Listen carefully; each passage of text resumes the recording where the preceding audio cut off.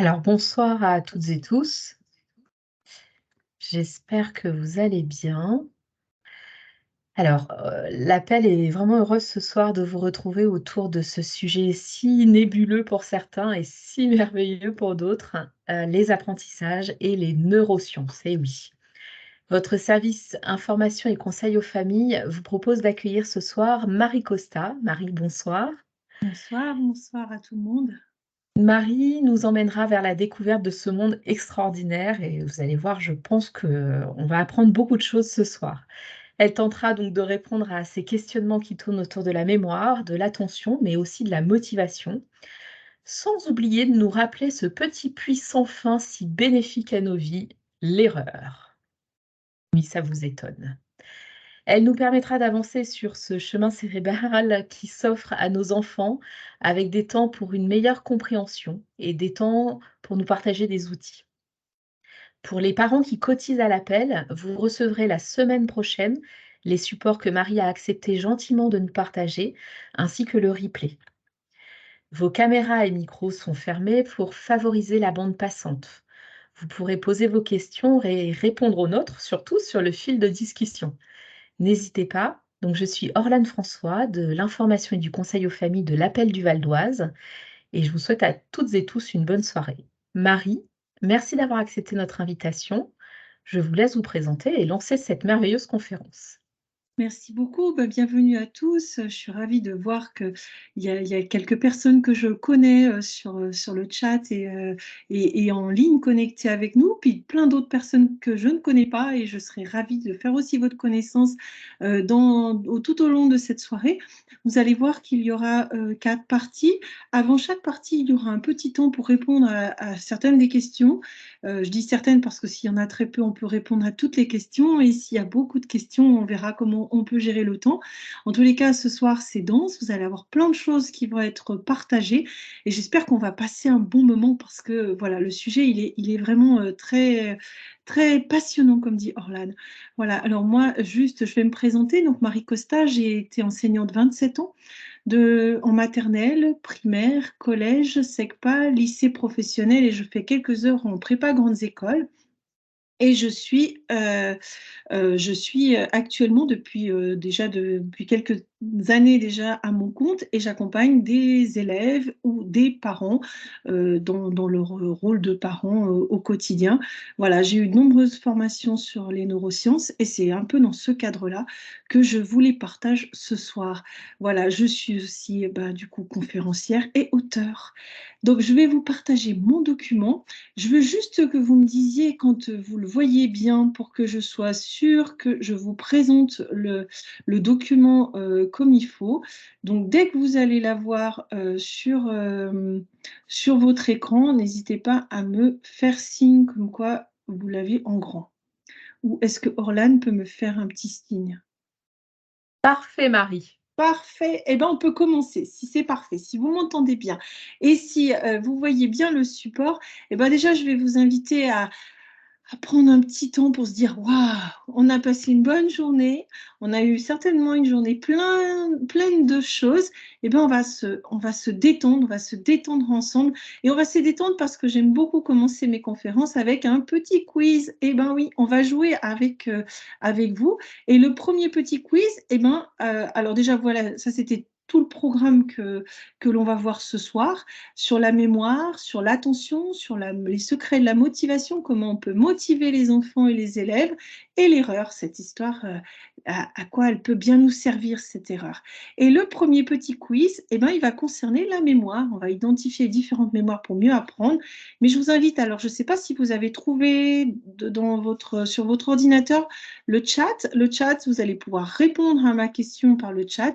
Et Orlane, elle va se permettre de me donner un petit peu vos réponses. Donc, vous êtes prêts? Est-ce que vous êtes prêts à jouer déjà avec moi ce soir? Premier quiz sur la mémoire. D'après vous, alors attention, toutes les réponses sont acceptées et vous avez vu qu'on avait le droit de se tromper. Donc, vous avez le droit de vous lancer et d'oser. Combien de temps dure la mémoire de travail? Est-ce que vous avez alors quelques secondes pour trouver le chat, essayer d'y répondre et on va voir si quelqu'un se rapproche de la bonne réponse. Est-ce que, Orlane, vous voyez déjà des choses dans le chat? Alors, je vois 15 minutes, 20 minutes, 7 minutes, 30 peut-être minutes, 20 minutes, oui 20 minutes, 5 minutes, 15 minutes, 20 secondes, 20 minutes, 30 minutes, 5 minutes, 5 minutes, 10 minutes, 15 minutes. On dépasse pas les 30 minutes. Alors Orlan, écoutez, déjà bravo à tous ceux qui ont joué le jeu, parce que vous êtes nombreux à avoir trouvé le chat et à avoir répondu. Dedans tout ça, il y a Orlan une bonne réponse. Alors, est-ce que vous pouvez me trouver dans tout ça le prénom de la personne qui a trouvé 20 secondes? Oh! Bernard. Alors Bernard, c'est vous qui êtes le champion de la soirée. Je vous applaudis. Et oui, la mémoire de travail, elle ne dure pas longtemps du tout. Et on pense, mais son nom nous implique en erreur, hein. J'avoue, la première fois que je l'ai vu, mémoire de travail, on pense que ça va durer longtemps et que c'est... Voilà. Eh bien non, la mémoire de travail, pour vous la résumer, en fait, c'est quand vous allez chez votre meilleur ami, vous êtes invité pour un repas, il peut être 20 heures, vous voyez, vous sonnez à l'interphone, on vous donne l'interphone, le code pour rentrer, vous tapez sur l'écran digital, vous rentrez, vous fermez la porte, vous avez oublié. C'est une mémoire qui est courte dans le temps et qui vous sert à faire un petit travail dans l'immédiat. Voyez comme quoi, je pense qu'on a beaucoup de choses à découvrir ce soir sur la mémoire de travail. Voilà, et puis sur toutes les mémoires. Moi, je l'appelle le Snapchat de la mémoire. Vous savez, sur Internet, sur ce réseau social Snapchat, eh ben, on a un petit message qui s'auto-détruit dans les 20 secondes. Eh ben, en fait, voilà, ce soir, il y a une réponse, mais entre 10 et 30 secondes, ces mémoires, ces informations vont s'effacer. C'est à peine plus long qu'un snap, quand on envoie un snap, une photo à quelqu'un. Alors 10 à 30 secondes, parce que ça dépend de plein de choses, ça va dépendre de l'âge. Si on est petit, évidemment, ça s'autodétruit davantage. Et puis, si on est très efficient, un peu, voilà, on peut augmenter jusqu'à 30 secondes. Si on le travaille, cette mémoire de travail, on peut l'augmenter. Mais en moyenne, elle est vraiment chez l'adulte 20 secondes. Chez l'enfant, elle sera en dessous, évidemment, parce que les connexions neuronales ne sont pas toutes faites. Et si votre enfant souffre de troubles de l'attention, on parle aussi de TDAH, et bien là, dans ces cas-là, les 20 secondes sont encore plus réduites par rapport aux autres enfants. Alors maintenant, je vais vous parler de toutes ces mémoires, parce qu'on en a plein des mémoires. On dit la mémoire, mais en fait, c'est les mémoires. Vous savez, d'abord, la première mémoire, elle est à très, très, très court terme, parce qu'elle, elle fait même pas 17 à 20 secondes, elle fait 300 à 500 millisecondes. C'est la mémoire sensorielle, c'est-à-dire que vous voyez une information, vous la sentez, tiens, ça sent bon le repas. Oh, j'entends Marie. Oh là là, je regarde l'écran. Tiens, j'ai un petit peu l'eau à la bouche. Je me dis que je vais... Voilà, c'est toutes ces informations qui arrivent par nos 5 sens et qui vont arriver de manière tellement rapide que parfois on n'en a pas conscience, sauf si votre repas est en train de brûler, d'accord? Mais on peut très bien sentir une bonne odeur qui flotte dans l'air et continuer de travailler, de répondre à un mail ou de m'écouter. Mais cette mémoire sensorielle, elle est quand même importante, c'est que le cerveau, eh ben, il reçoit en permanence des informations. Après, il va en garder, il va en rejeter beaucoup. Et dans la deuxième étape, c'est la mémoire à court terme. Donc, on a dit qu'elle faisait 17 à 20 secondes chez l'adulte. Et les spécialistes s'accordent maintenant à dire qu'on retient 7 items, plus ou moins 2. C'est-à-dire qu'en moyenne, on peut capter 7 informations. On appelle ça aussi l'impamnésique, 7 informations dans sa tête. À peu près 5 à 7. C'est pour ça que certains jeux télévisés font appel à des mémoires de super champions. En général, ils mettent plus que 7 items pour que tout le monde perde. Donc, il ne reste plus que les génies qui arrivent à gagner les millions d'euros à la fin. Donc, celle-ci, la mémoire à court terme, quand elle enchaîne par une petite action qui va nous permettre de la faire travailler comme d'ouvrir la porte, comme je vous disais tout à l'heure, on parle de mémoire de travail, d'accord? Ensuite, on a une mémoire de long terme et c'est celle-là qu'on aimerait que nos élèves et nos enfants développent. C'est celle-là où on voudrait que le stock d'informations, il aille pour une longue période. Donc là, il y a plusieurs choses. On va retenir à la fois des événements, des choses qui se sont passées, un vécu. Vous êtes en train de passer une super soirée ce soir et vous allez vous en rappeler très, très longtemps parce que derrière votre écran, vous étiez peut-être amusé, vous étiez peut-être intéressé, vous étiez peut-être avec une émotion positive. Quand les émotions sont positives, eh ben, on retient plus, hein. Si jamais je vous dis, par exemple, le 24 février 1999, vous allez me dire, bah, je ne sais pas ce que je faisais. Moi, je me rappelle, c'était la naissance de ma fille. Donc, vous voyez un peu, il y a des moments où on va associer à un événement, à une émotion forte. Le jour de votre mariage, le jour de la naissance d'un enfant, ça, c'est des bons événements. Ou alors des événements aussi chargés en émotions négatives. La perte de quelque chose, d'un travail ou la perte d'un être cher. Bref, là, on va être ancré dans de la longue période, mais ça va être lié à nos émotions. Et puis, il y a aussi des mémoires qui vont être auditives, visuelles, etc. Mais ça, on en parlera après. Alors, je vais continuer. Si j'arrive à passer à la slide. Oh, mais je suis passée où? Je suis allée au bout de mon... Alors, attendez. J'ai un souci parce que je suis allée au bout de mon diaporama. Alors, on n'a quand même pas passé beaucoup de temps. Donc, je vais vous remettre au début. Je ne sais pas ce qui s'est passé dans le...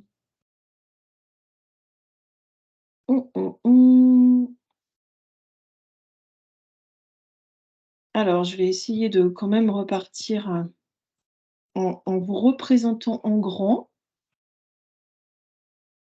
Voilà. Ah, c'est pas encore la même chose. Alors, première chose, on dispose de cette mémoire à très court terme. Je vous avais dit que c'était les informations qui arrivaient très vite au cerveau et qui parfois, bien souvent, étaient rebalayées aussi sec. Mais ça va être utile, cette mémoire-là, quand on veut construire un cours et surtout mémoriser rapidement le visuel d'un cours. Ça va être... Alors, on va faire un autre petit exercice. Je vais vous demander de compter le nombre de chiffres 3 dans cette suite. Je vous laisse quelques temps. Et ceux qui le veulent peuvent aussi me donner la réponse sur le chat.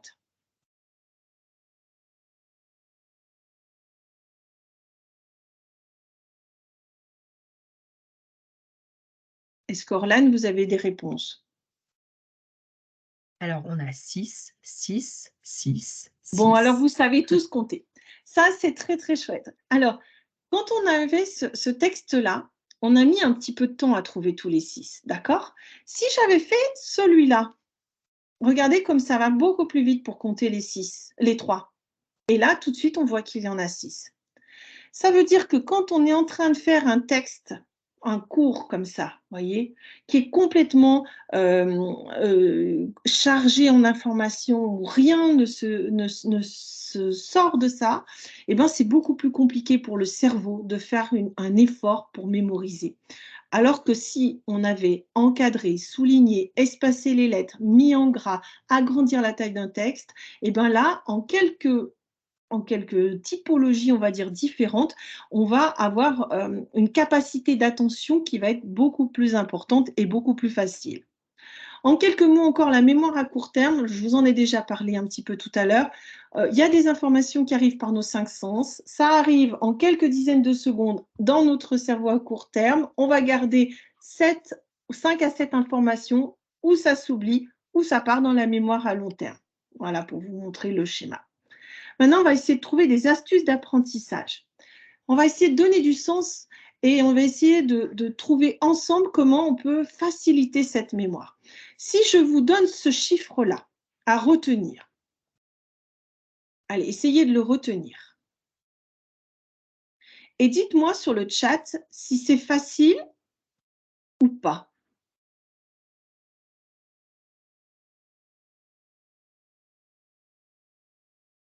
Est-ce que, Orlane, vous avez des réponses? Alors, j'ai facile, ça va, et j'ai surtout en le découpant, sinon c'est des oui, facile, pas Alors, en trop. effet, qui a dit en le découpant? Alors, Mélanie. Bravo Mélanie, elle a trouvé. Regardez, c'est beaucoup plus facile si je vous dis le 14 juillet 1789. Parce que là, déjà, ça représente la date de la Bastille, mais c'est vraiment plus simple de le découper avec des choses qui soient un petit peu pertinentes.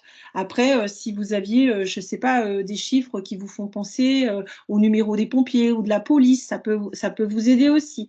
Donc, c'est vrai qu'on peut très bien découper et associer à une image mentale les choses, parce que quand on associe et quand on découpe les choses, eh ben, c'est beaucoup plus facile parce que là, on n'a plus autant de chiffres à retenir. On en avait 8. Là, vous n'en avez plus que 3. 3 items à retenir, le 14, le 07 et le 1789. Donc, c'est beaucoup plus facile puisque votre implant mnésique, vous en avez moins et on le retient plus facilement. Ensuite, on a plusieurs choses dans les mémoires à long terme. C'est ce qu'on veut pour nos enfants, c'est qu'à un moment donné, ils aillent mettre tout le contenu dans une mémoire qui dure plus longtemps. Alors, il va y avoir la mémoire sémantique, la mémoire procédurale et perceptive. Alors ça, c'est en quelques mots, mais je vais vous donner des exemples sur chaque mémoire et surtout des exemples à l'école, comment on peut les développer. Alors, la mémoire sémantique, eh ben, c'est votre atlas à vous, c'est votre culture générale, c'est le stock de votre encyclopédie personnelle, d'accord? C'est ce que j'appelle, c'est-à-dire si vous connaissez la capitale du Brésil, votre date de naissance, votre record d'endurance, bref, c'est plein de connaissances sur le monde, mais aussi en lien avec vous. C'est aussi la mémoire du langage, c'est-à-dire qu'on va apprendre de nouveaux mots et on va essayer de les intégrer à notre vocabulaire. En 2023, par exemple, le mot Instagrammeur, Instagrammeuse est rentré sur le Robert, le Larousse, et ça veut dire influenceur de contenu. On n'aurait jamais vu ce mot-là, je ne sais pas, dans les années 2000, par exemple, parce que Internet n'existait pas tout à fait de la même manière. Donc, en fait, on trouve des nouveaux mots et on apprend des nouveaux mots. On en a appris beaucoup, par exemple, pendant la période Covid aussi. Donc, on continue à tout âge d'augmenter cette mémoire de langage.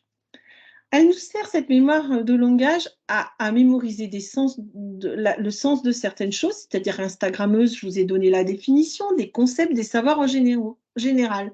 Et pour pouvoir s'en rappeler, eh ben, elle va être classée de deux manières, soit de manière hiérarchique, c'est-à-dire qu'on va mettre des catégories, d'accord? Je connais tous les noms des animaux, le nom des couleurs, le nom, je ne sais pas, des chiffres.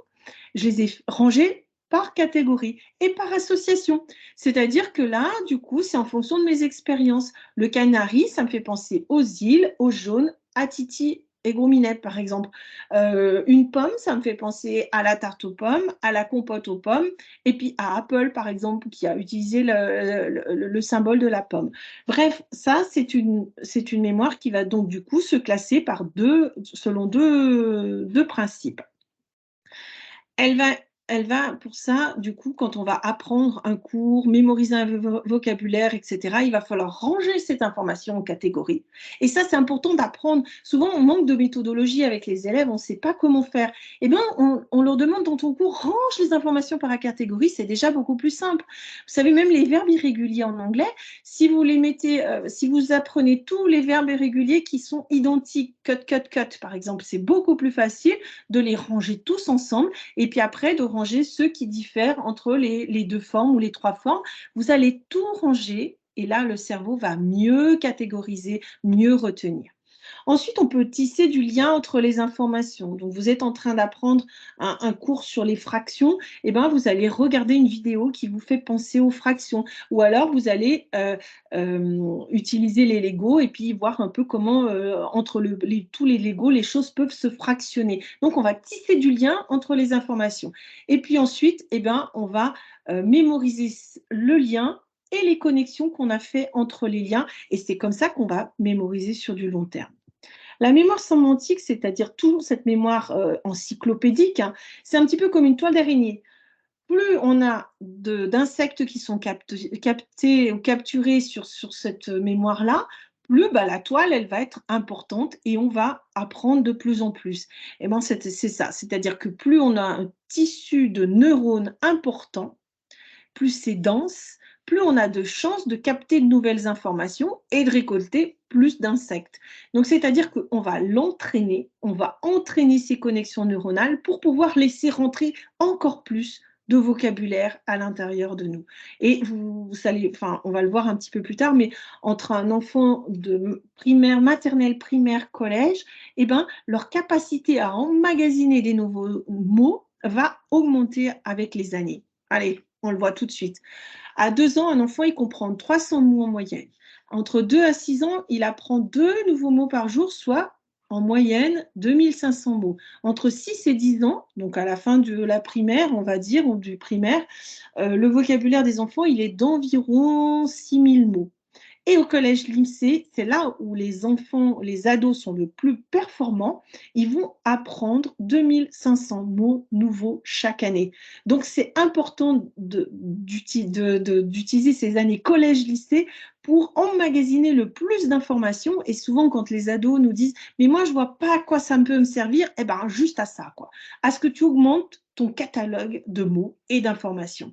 Donc, un adulte, ça, c'était pour une moyenne, on est entre 25 000 et 40 000 mots selon, ben, aussi pareil, si plus vous lisez, plus vous vous informez, plus vous écoutez certaines choses, plus vous allez grossir le nombre de mots. Allez, maintenant, astuce apprentissage. Donc, toutes les parties qui vont être en rose, c'est là où on va avoir du concret par rapport aux enfants et par rapport aux choses que l'on peut faire à l'école. Alors, pour apprendre de nouveaux mots, évidemment, la lecture, c'est très, très important. Lire ou écouter des histoires. Souvent, on offre des histoires quand ils sont maternels, mais les enfants, même en primaire, voire en début de collège, adorent vous écouter et raconter des histoires. Je vois même un enfant qui a du mal à lire Ulysse en sixième, mais ça sert à rien de vous fâcher pendant toute une après-midi pour qu'il lise. Lisez un chapitre avec lui à voix haute, faites vivre les personnages, mettez le ton, mettez-le dessiné, faites avec des Playmobil, bref, lire, écouter les histoires, se les raconter. Là, on va commencer à créer tout un monde dans sa tête qui va être beaucoup plus facile. Alors évidemment, il y a les histoires, il y a les articles, il y a les poèmes, il y a les recettes de cuisine, parce que plus vous allez lire de différentes formes de lecture, plus vous allez avoir du vocabulaire précis sur certaines choses. On n'écrit pas un poème de la même manière qu'une recette de cuisine. Et pas la même chose un article scientifique qu'une histoire ou un roman.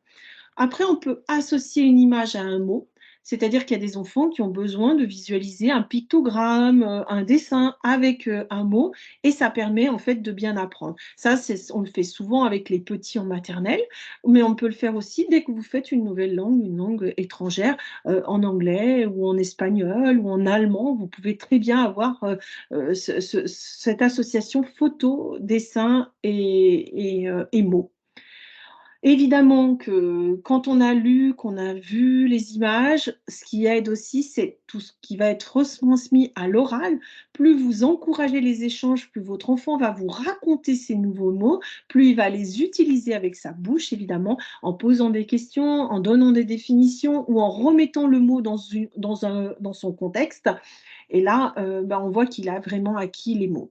Un mot un jour, et ben ça c'est important, vous pouvez très bien mettre en place ça à la maison si vous le souhaitez ou même à l'école, un nouveau mot tous les jours au tableau ou sur une ardoise. Tous les matins au petit déjeuner, les enfants découvrent ce que ça veut dire que par exemple pétrichor. Alors je vous laisserai regarder ce que veut dire pétrichor aujourd'hui et vous irez voir sur un dictionnaire parce que moi je trouve que c'est important de découvrir même des mots anciens, des mots qui ne sont pas utilisés tous les jours et qui finalement, bah, même si ce n'est pas très utilisé, on augmente notre capital encyclopédique tous les jours. Avec les petites primaires, pour pouvoir apprendre l'orthographe, on peut faire tout ce qui est orthographe illustrée. Vous allez avoir ben voilà, vert avec la direction, on a une flèche, vert, le vert de terre, on a le petit vert sur le R qui est dessiné, les verts qui trinquent parce que c'est l'apéro, ça fait les deux R du verre à boire, et le feu vert, par exemple, on peut très bien le symboliser. La même chose pour que les enfants qui ont besoin aussi d'associer l'image avec le corps, parce qu'il y a des enfants qui travaillent beaucoup, beaucoup avec leur corps, et ben, vous pouvez très bien dessiner en lettres majuscules dans le dos de votre enfant les mots de la dictée et il doit retrouver quel est le mot que vous êtes en train d'écrire. Est-ce que vous êtes en train d'écrire le mot, je ne sais pas, toujours ou jamais, etc. Il y a tous les mots invariables que l'on va découvrir en CE1. main, et ben ça, c'est pas des mots faciles. Essayez de jouer avec lui dans le dos et quand il va sentir la forme de la lettre, ça peut l'aider aussi à mémoriser. Le jeu du pendu, qui est un jeu très sympa aussi pour apprendre à faire ces leçons, parce qu'on voit bien qu'il y a certaines lettres qui nous manquent parfois. Et ben, par exemple, je sais pas, si on écrit herbe et qu'il nous manque le H, ah bah oui, c'est un H muet. Et après, comme j'ai joué, je me suis amusée, et ben, on a encore la notion de plaisir et les émotions sont très importantes dans les apprentissages. On retient mieux si on s'amuse. Vous pouvez faire des tampons, vous pouvez faire des lettres à coller, vous pouvez faire des étiquettes mots comme le font aussi les maîtresses de maternelle, c'est-à-dire qu'on met le mot écrit dans 3 écritures différentes. On peut le faire en pâte à modeler, encore quand on est kinesthésique et quand on a besoin de fabriquer des choses de ses mains. On peut faire des nuages de mots, on peut mettre des feutres à paillettes, comme ça éclaire tout de suite la leçon, ça la rend beaucoup plus fun, on associe le plaisir. Chez les ados, pour apprendre des nouveaux mots, on peut le photographier. C'est-à-dire qu'on l'écrit en gros ou on le surligne, on ferme ses yeux, on ouvre les yeux sur le mot, on referme ses yeux. De mettre un noir avant et après l'information, en fait, c'est un peu comme l'obturateur d'un appareil photo qui va fermer, ouvrir, refermer. De mettre du noir avant, après, le cerveau se rappelle que de ce qui a été éclairé. Donc, ça aide vraiment à apprendre certains mots qui sont un peu compliqués, comme des graphies complexes, des lettres doublées, etc. Évidemment, on peut réécrire le mot. Ça, beaucoup d'ados le font, sauf que souvent, ils se contentent d'écrire. Le mieux, c'est quand même de l'épeler en même temps. Donc, on associe l'écriture avec aussi l'auditif. Vous voyez, les 5 sens, il faut que ça repasse par nos 5 sens. On peut faire semblant de l'écrire en l'air, on peut l'écrire sur la table avec le doigt, etc.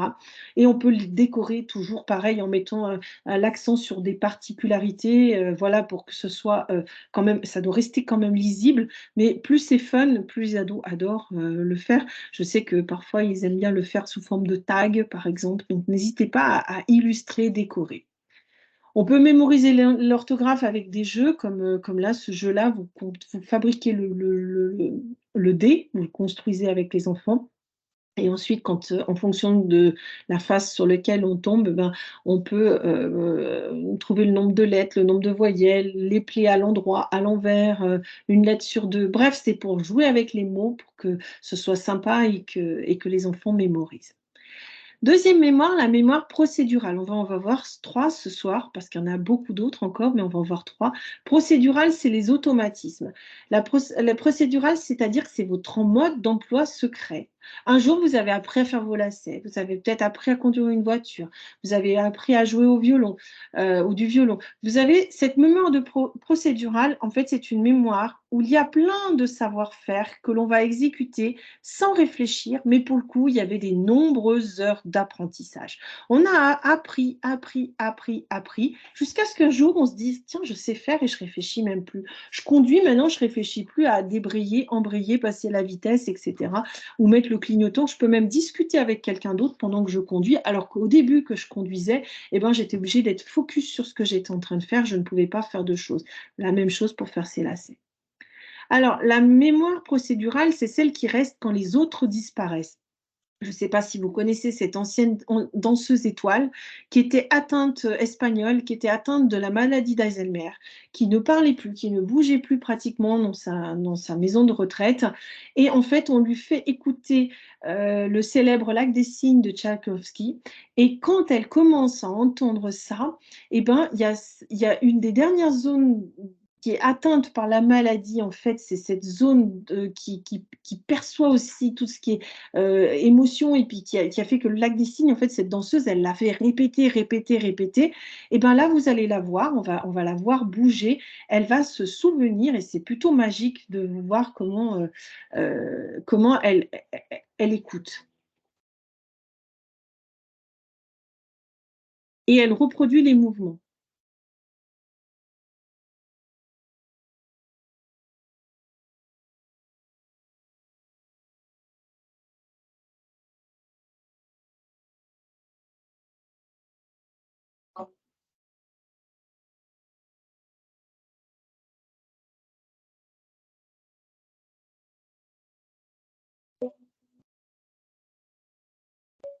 On n'a pas de son, Marie, c'est normal?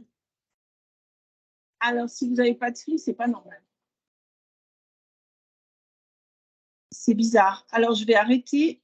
Ah, oh, bah, c'est bizarre parce que du coup, vous pourrez l'écouter sur YouTube et la voir. Alors, vous avez vu de toute façon qu'elle bougeait les bras et en fait, elle les bougeait en fonction de la musique. C'est dommage que le son ne passait pas. Je ne sais pas pourquoi. On aurait dû faire le test son. Mais en tous les cas, elle bouge en fonction de la musique et ça reproduit les mouvements qu'elle faisait quand elle était jeune. Et on la voit au fur et à mesure sous son fauteuil bouger alors qu'elle ne bougeait plus du tout ses membres. Donc, c'est cette mémoire procédurale qui est restée au plus profond d'elle et qui est réactivée juste parce qu'elle entend la musique. Donc, je suis désolée, oui, alors si vous n'aviez pas le son, j'arrête la vidéo, vous la regarderez vous de votre côté, mais elle est très touchante quand même. Vous la voyez quand même la vidéo, vous aviez vu Orlan? Oui, Oui, bon, c'est déjà pas mal. Donc, vous pouvez la retrouver et puis avec la musique, ça sera mieux. Moi, c'est vrai que si je suis la seule à l'entendre, c'est pas drôle. Astuce d'apprentissage. Pour développer cette mémoire procédurale, eh ben, il va falloir que l'on fasse actionner tous ces automatismes, c'est-à-dire gestuels et mentaux. Les gestuels, ça veut dire apprendre à marcher, faire du vélo, jouer au piano, conduire une voiture.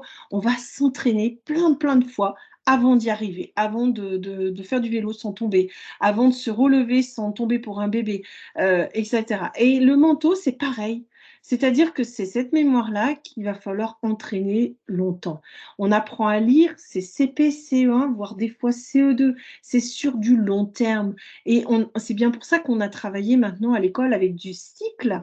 On commence quelque chose et on va le reproduire et le refaire jusqu'à ce que ce soit des automatismes. Pareil pour l'écriture, pareil pour compter. Il y a quelque chose qui est important aussi, c'est de travailler avec les enfants. Dessine où se situe ta mémoire. Très souvent, l'enfant, il vous fait dans la tête, mais du coup, il a très peu d'informations sur sa mémoire. Très rarement, on parle de l'enfant à l'enfant de sa mémoire. Donc, redites-lui bien que oui, il faut qu'il dessine sa mémoire avec son cerveau, ça c'est important, mais sa mémoire, ça va être aussi dans les mouvements, on l'a vu avec la danseuse, ça va être dans la perception, ça va être dans le goût de certaines choses, ça va être dans les oreilles, ce que j'entends, etc. Donc la mémoire, en fait, elle n'est pas que dans le cerveau, elle est aussi sur toutes les informations. C'est-à-dire que quand vous allez retoucher quelque chose de doux, très vite, votre mémoire se rappelle que c'est doux, que c'est amer ou que c'est acide au niveau du goût. Donc ça, on apprend aux enfants que voilà, la mémoire, elle part de nos cinq sens et ensuite, ça va se stocker. Le succès, ben, vous l'avez compris, c'est la répétition. On va reproduire jusqu'à ce qu'on y arrive, que ce soit en gymnastique, en table de multiplication ou en train de faire du violon. Allez, on peut utiliser aussi dans la mémoire procédurale les moyens mémotechniques. Alors, vous connaissez mais où est donc Ornicart? Est-ce que vous connaissez comment retenir les pays ayant une frontière avec la France? Est-ce que quelqu'un connaît le moyen mémotechnique? j'ai rien sur le chat pour le moment. Ah, Mais non. non. Alors, si vous ne l'avez pas, je vais vous le donner. Parce que ça, c'est important de le faire très souvent avec les jeunes. Il y a besoin d'utiliser des moyens mémotechniques. Là, il y en a qui existent, il y en a qu'il faut inventer et que vous pouvez inventer avec eux, ils adorent. Alors, est-ce que personne n'a trouvé? Non, il y a même quelqu'un qui nous met qu'elle a oublié. Ah ben voilà. C'est bien parce que là, Merci. aujourd'hui, on est en train, regardez, c'est super. La mémoire procédurale, c'est qu'on s'entraîne. Donc, la personne qui a oublié, bravo. C'est-à-dire qu'elle savait qu'à un moment donné, elle a eu l'information, elle le réactive ce soir, donc ça va se réancrer à l'intérieur d'elle. Donc là, c'est très important d'en avoir conscience et de se dire que oui, elle est en train de faire travailler sa mémoire procédurale. Alors, en fait, regardez, vous partez sur l'Italie. Italie, Suisse, Allemagne, Belgique, Espagne, Luxembourg, Andorre, Monaco, ça fait Isabellam. Et vous n'avez plus qu'à vous souvenir de Isabellam et vous retrouvez facilement après tous les pays. Vous voyez comme c'est pas compliqué quand on a un moyen mémotechnique. Alors, je vous laisse en faire un autre, c'est utiliser l'acronyme. L'acronyme, c'est qu'à la place des lettres, des premiers, à côté, on a Mercure, Vénus, Terre, Mars, Jupiter, Saturne, Uranus, Neptune. C'est le nom des planètes du système solaire, d'accord? Mais pour se souvenir de quai la plus proche du soleil jusqu'à la plus éloignée, l'astuce, c'est regrouper ça par une phrase. À la place de Mercure, on pourrait écrire un autre mot qui commence par un M. Vénus, un autre mot qui commence par un V.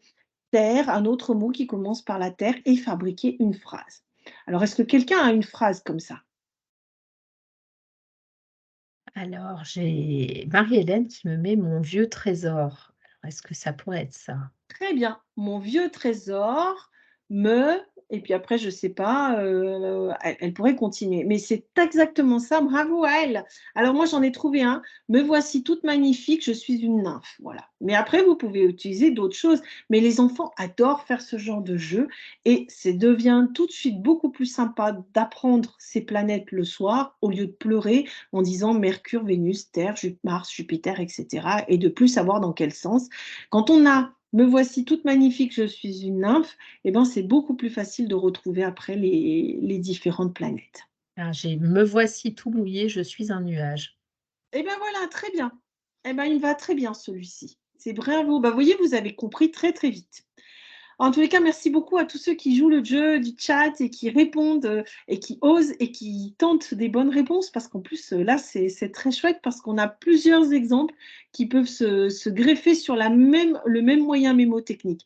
Ça marche vraiment, même encore en école de médecine, ils utilisent ces moyens-là. Donc, c'est important, si vous voulez booster la mémoire des enfants, d'utiliser ce genre de jeu. Les enfants adorent jouer, évidemment. Ça déclenche des choses de l'ordre du plaisir et c'est beaucoup plus agréable. Excusez-moi. La mémoire perceptive, moi j'appelle ça les madeleines de Proust. Je ne sais pas si vous avez lu Proust, mais Proust, lui, nous a écrit que parfois, il y a quelques odeurs, quelques visions qui nous rappellent le monde de notre enfance. Ça s'appelle la mémoire involontaire. Vous arrivez dans un endroit, tout d'un coup, ça sent la lavande comme chez votre grand-mère, ou ça sent les odeurs de confiture comme chez votre grand-père, ou alors, ben, je ne sais pas, c'était un souvenir de votre enfance qui revient, réminiscent de la mémoire et qui est associé à quelque chose de très fort et de très puissant. Et ben, la mémoire perceptive, c'est ça. C'est fugace au départ, ça permet de filtrer une information, mais dans un second temps, elle permet de retenir très longtemps tout ce qui est sensoriel. Alors là, on a l'amygdale qui entre en jeu. Elle, l'amygdale, c'est une petite glande qui va lier la sensation et l'émotion. C'est pour ça que je vous disais tout à l'heure que on se rappelle plus de certains événements en lien avec des émotions qui sont fortes. Donc c'est ça qui se passe, c'est la mémoire perceptive. Je sens le parfum, oh, il me rappelle le parfum de quelqu'un. J'écoute cette mélodie, ah mais oui, mais ça je sais, cette chanson-là, elle correspond à mon premier amour. Voilà, vous allez avoir quelque chose qui va se mettre en place et qui est avec les émotions. C'est aussi cette mémoire-là quand vous marchez avec votre téléphone dans la rue sur un trajet que vous connaissez, vous étiez plongé dans vos pensées ou plongé dans votre téléphone et pourtant, vous avez quand même suivi la route en vous arrêtant au feu, en traversant sur le passage piéton, en prenant la bonne direction. C'est-à-dire que c'est la perception, alors que vous n'étiez pas forcément conscient, vous étiez sur votre téléphone, la perception du monde qui vous entoure, qui vous fait avancer à ce moment-là. C'est cette mémoire perceptive qui va vous permettre d'avancer. Parfois, on réalise, on est 3 rues plus loin, on se dit: «Mince, si j'avais eu un accident ou si j'ai est-ce que j'ai bien vu tous les vélos ou est-ce que» voilà et c'est important aussi quand même d'être très vigilant. C'est aussi pour ça qu'il y a plus d'accidents sur les chemins que l'on connaît, souvent sur le chemin de la maison au travail. C'est qu'on on fait confiance à cette mémoire perceptive, mais qui n'est pas 100 fiable. Quand on est trop, trop, trop concentré sur son téléphone, on peut louper des informations autour. Ensuite, la mémoire perceptive, souvent on dit que, on appelle ça, VAC, visuel, auditif et kinesthésique. Très souvent, vous avez entendu: «Moi, je suis plus kinesthésique, moi, je suis auditif, moi, je suis visuel». Alors ça, c'est un mythe, ça n'existe pas. En réalité, alors c'est un mythe qui dure, mais depuis 2006, il y a un prix de 5 000 $ qui récompense les chercheurs qui arriveront à le prouver et à ce jour, le prix n'a toujours pas été attribué. Donc en fait, c'est un mythe, ça fait partie des mythes, mais nous avons les 3. nous avons visuel, auditif et kinesthésique. Et les 3 aires, elles communiquent au niveau de notre cerveau. On n'a pas qu'une mémoire visuelle, on a les 3 qui fonctionnent. Après, comme on est tout ça ensemble, mais si quelqu'un a l'impression qu'il est plus auditif, il va y avoir ce biais cognitif qui va dire, bah oui, chaque fois que j'entends quelque chose, je retiens. Ça s'appelle le biais de confirmation. Et on découvre en fait que c'est plus facile de retenir avec ou du visuel ou de l'auditif. Donc c'est un peu ça, c'est que on est sûr de ça. Et il y a toujours la petite anecdote qui va renforcer ce biais cognitif et qui va nous faire croire qu'on n'est que auditif. Or, non, on est les 3 au minimum. Donc, je vous invite à chaque fois avec les enfants à utiliser dans les astuces d'apprentissage tous les biais d'apprentissage, c'est-à-dire à la fois sentir, observer, toucher, goûter, écouter. C'est vraiment important. L'enfant, il se construit avec ça.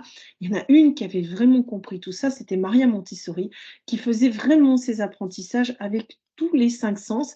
Et aujourd'hui, on a malheureusement tendance à en oublier pour avoir que ou de l'auditif ou du visuel, mais de toucher, de sentir, de déplacer, de tester, parfois de goûter, ou voilà, tout ça va nous permettre de stocker durablement les informations et les ancrer au plus profond de notre mémoire.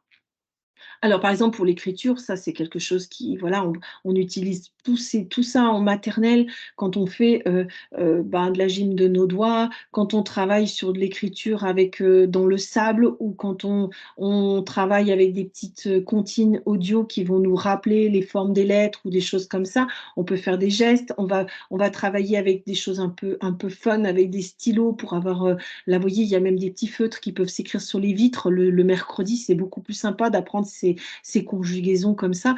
En fait, il y a observer, toucher, manipuler et écouter. Voilà, n'hésitez pas quand vous êtes sur une matière à regarder comment on peut apprendre quelque chose en utilisant tous les sens. Alors là, on est sur l'écriture. Ensuite, bah, vous avez les tables de multiplication. Il y a plein de choses sur les tables de multiplication qui existent. On peut écouter les choses. Vous avez les multimalins qui nous racontent une histoire. Vous avez les tables de multiplication, enfin les retenir, c'est des petites histoires drôles à lire. Par exemple, le 4 fois 4 égale 16, c'est 4, 4, 4 qui sont dans le désert et qui vont faire 16 quelque chose. Donc vous avez ces petites histoires, vous avez des jeux qui vont permettre le mandala des tables qui va marcher, il y a les jeux de dés, il y a des jeux où vous avez je trouve pas mon mot, mais qui tournent avec les résultats. La table du x2, vous avez des multiples qui sont à colorier, par exemple. Vous allez avoir les réglettes aussi avec les chiffres qui sont plus, on calcule en fonction de dizaines, centaines, unités. Et là, on a plein de petites réglettes qui peuvent être utilisées, manipulées pour pouvoir voir.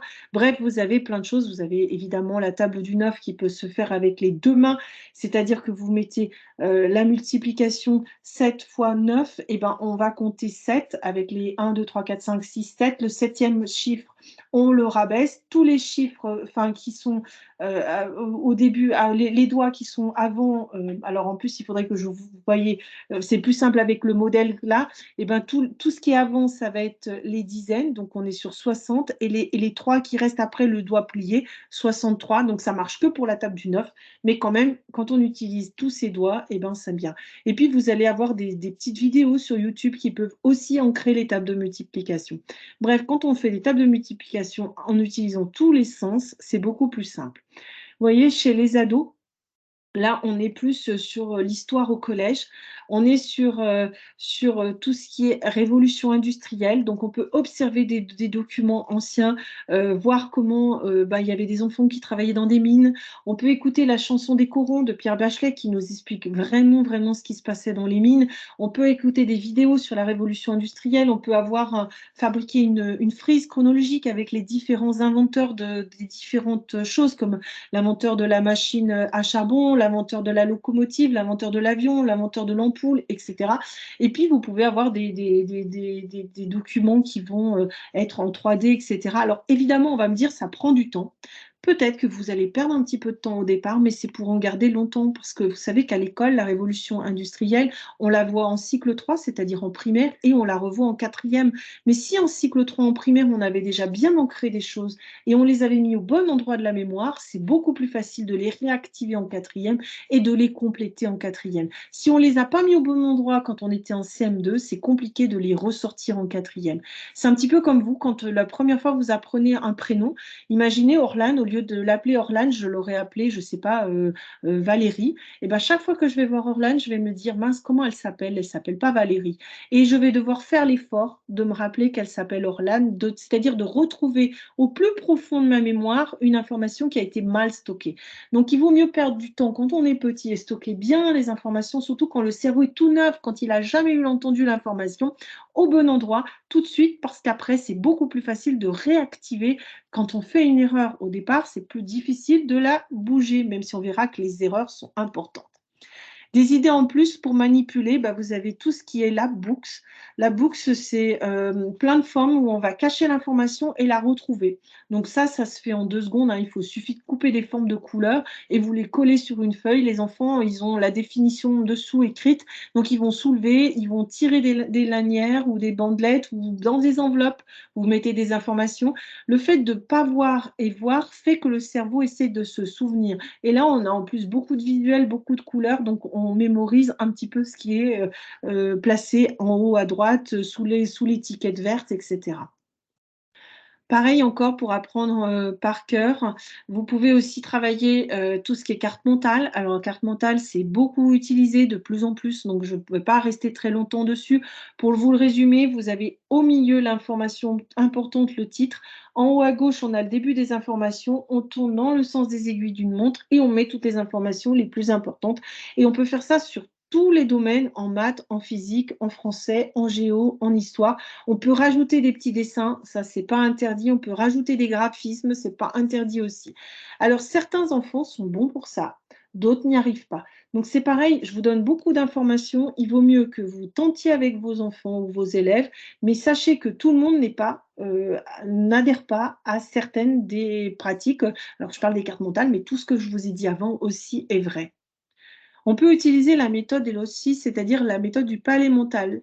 On a souvent, on retient une information avec le lieu. Combien de fois ça vous est arrivé? Vous étiez dans votre cuisine, vous allez dans votre salle de bain, vous avez oublié ce que vous venez de venu de chercher, vous retournez dans la cuisine chercher l'information et ça revient. Eh bien, c'est ça. Cette méthode de lieu, c'est-à-dire que je vais visualiser une info avec un lieu. Donc, vous pouvez commencer avec des petits post-it dans le salon, c'est-à-dire qu'on met un post-it sur la télé et on a une capitale, et puis faut trouver le pays ou l'inverse, et puis sur le canapé, une autre capitale, il faut retrouver un autre pays, etc. L'enfant, quand il va voir sa copie après, il va visualiser que, tiens, Paris, c'était sur la télé et c'est la capitale de la France. Et ça permet de vraiment ancrer les choses, le lieu avec l'information.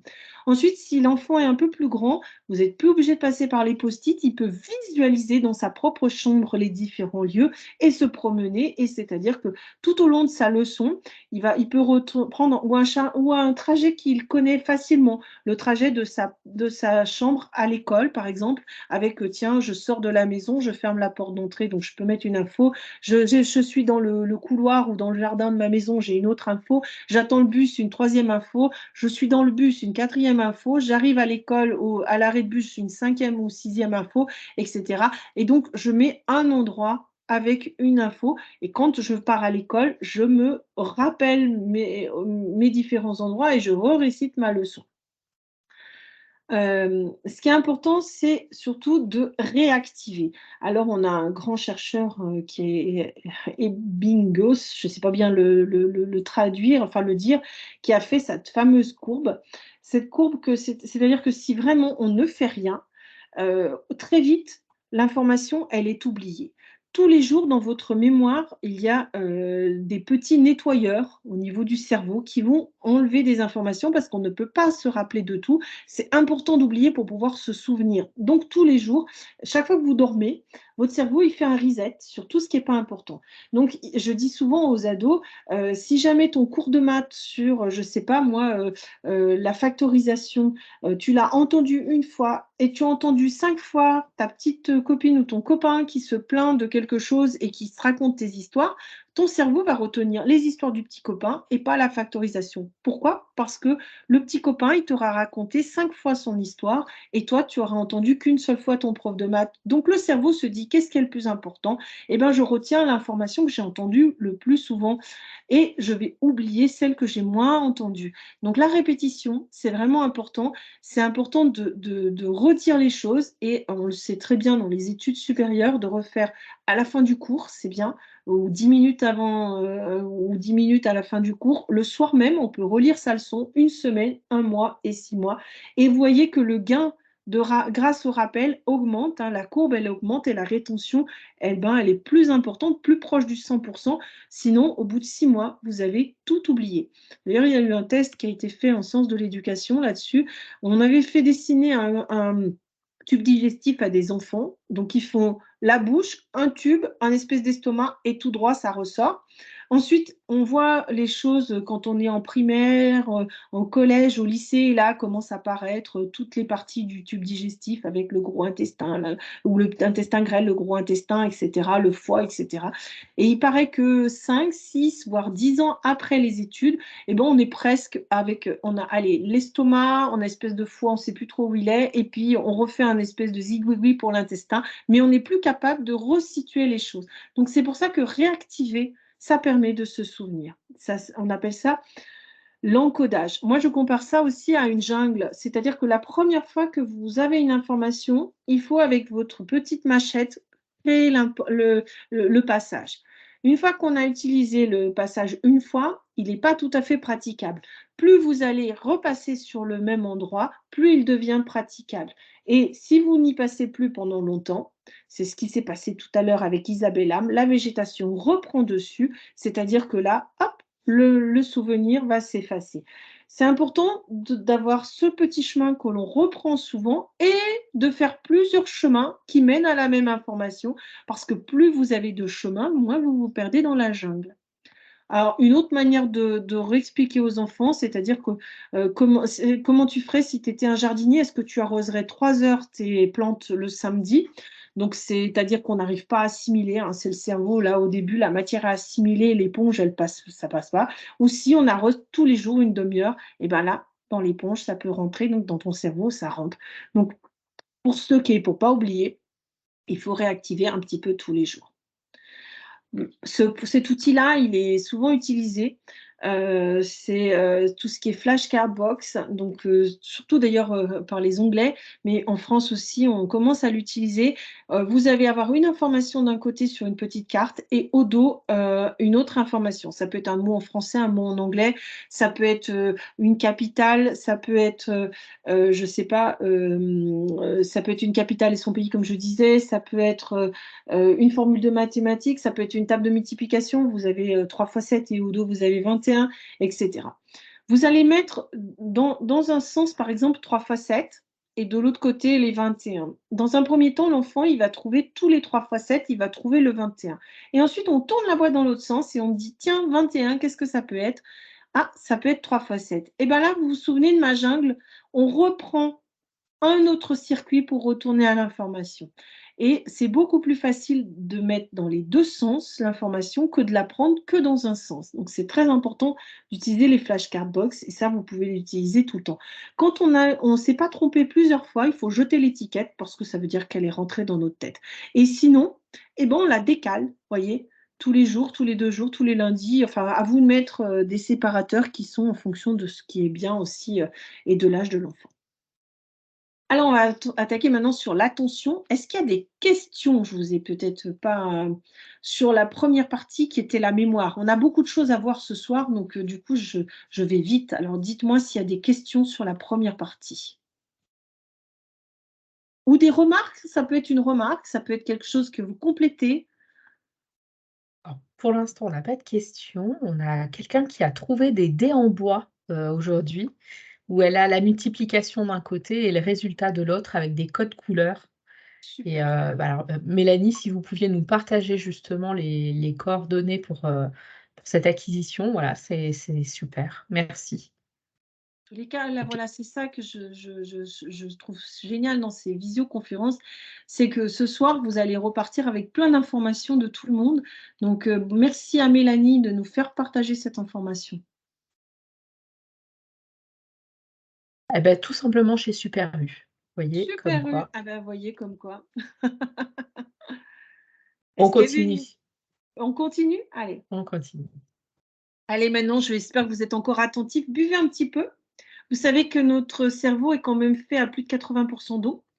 Donc c'est important ce soir, si vous voulez rester attentif, de boire un petit peu, de le réhydrater. Donc n'hésitez pas à vous lever, à aller boire un verre d'eau, à aller boire, quelque chose, qui vous fait du bien. Pas trop de vitamines ce soir, mais quand même, voilà, ça va vous permettre de recréer, un univers un peu, connecté au niveau cérébral. L'attention, alors on dit souvent aux enfants: «Fais attention, reste concentré», mais comment faire comprendre les mécanismes de l'attention? Ça, c'est tout un défi. Allez, on y va.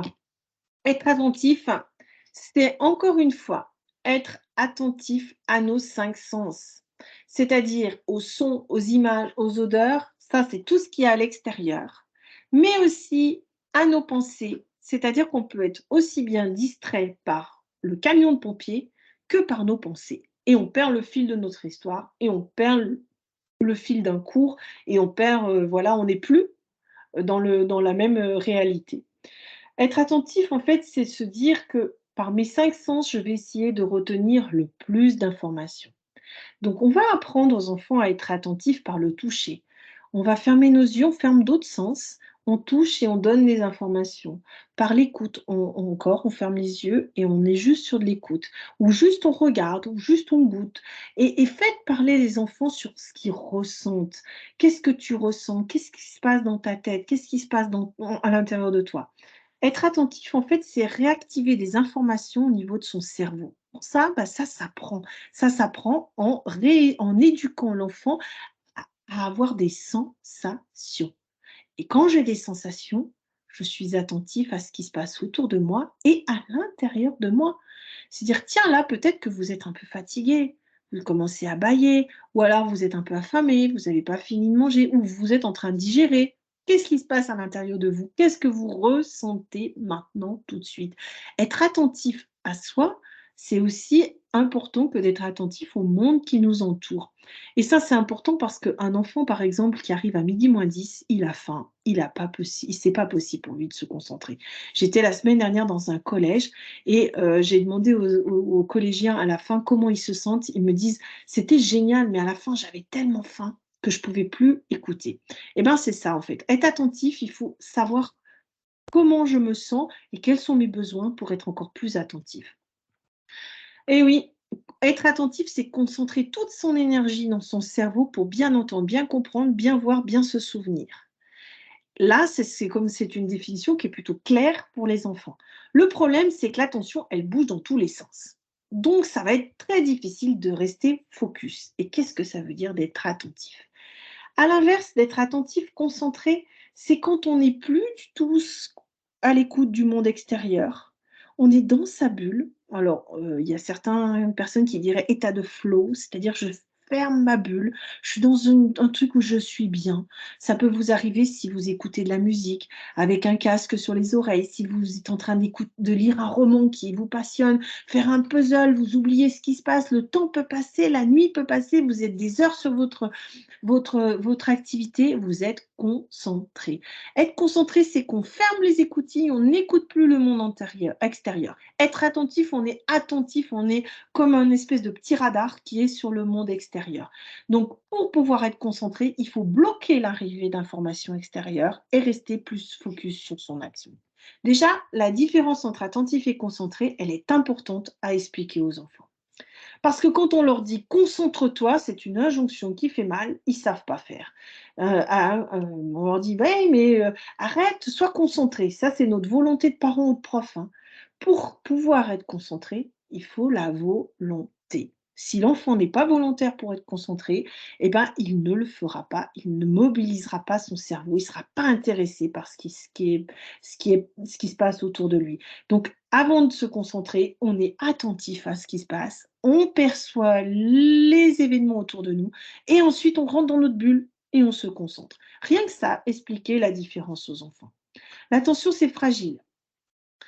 Pour être attentif à une seule chose, c'est aussi enlever certains autres tentations, résister à des forces extérieures. C'est-à-dire que, tiens, j'écoute le professeur, j'essaye de ne pas écouter le bavardage des petits copains à côté. J'écoute le professeur, j'essaie de ne pas faire attention, aux camions pompiers qui passent dans la rue. J'écoute le professeur, j'essaie de ne pas regarder la mouche qui vole. On apprend à l'enfant à avoir un seul axe pour être focus. Alors pour ça, on peut s'aider, hein. On peut leur mettre les mains sur les côtés comme ça, de chaque côté de la tête et quand ils mettent la main comme ça, ils enlèvent une partie du champ visuel de chaque côté. Ça leur permet, moi j'appelle ça le tunnel de l'attention ou alors, pour les plus petits, on peut mettre les lunettes de l'attention maternelle, ça marche très, très bien et puis, c'est important de voir qu'on essaie de leur voilà, d'enlever certains sens.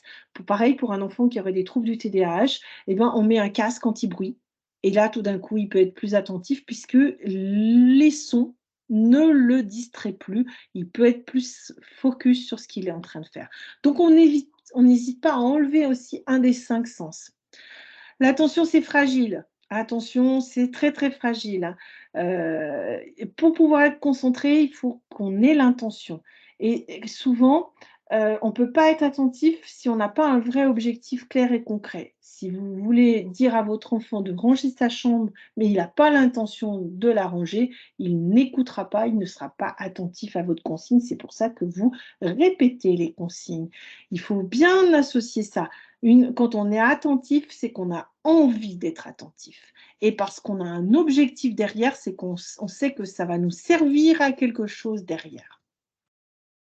Alors dans les apprentissages, je suis attentif quand j'écoute, quand je regarde. Alors les écrans nous rendent, très attentifs puisque toutes les 4 secondes, il se passe quelque chose de sympa sur les écrans et donc du coup, ça recapte l'attention des enfants. Vous savez que c'est pour ça que les dessins animés vont beaucoup plus vite maintenant en images, en sons, en parfois ça tremble aussi au niveau de la tablette et cetera.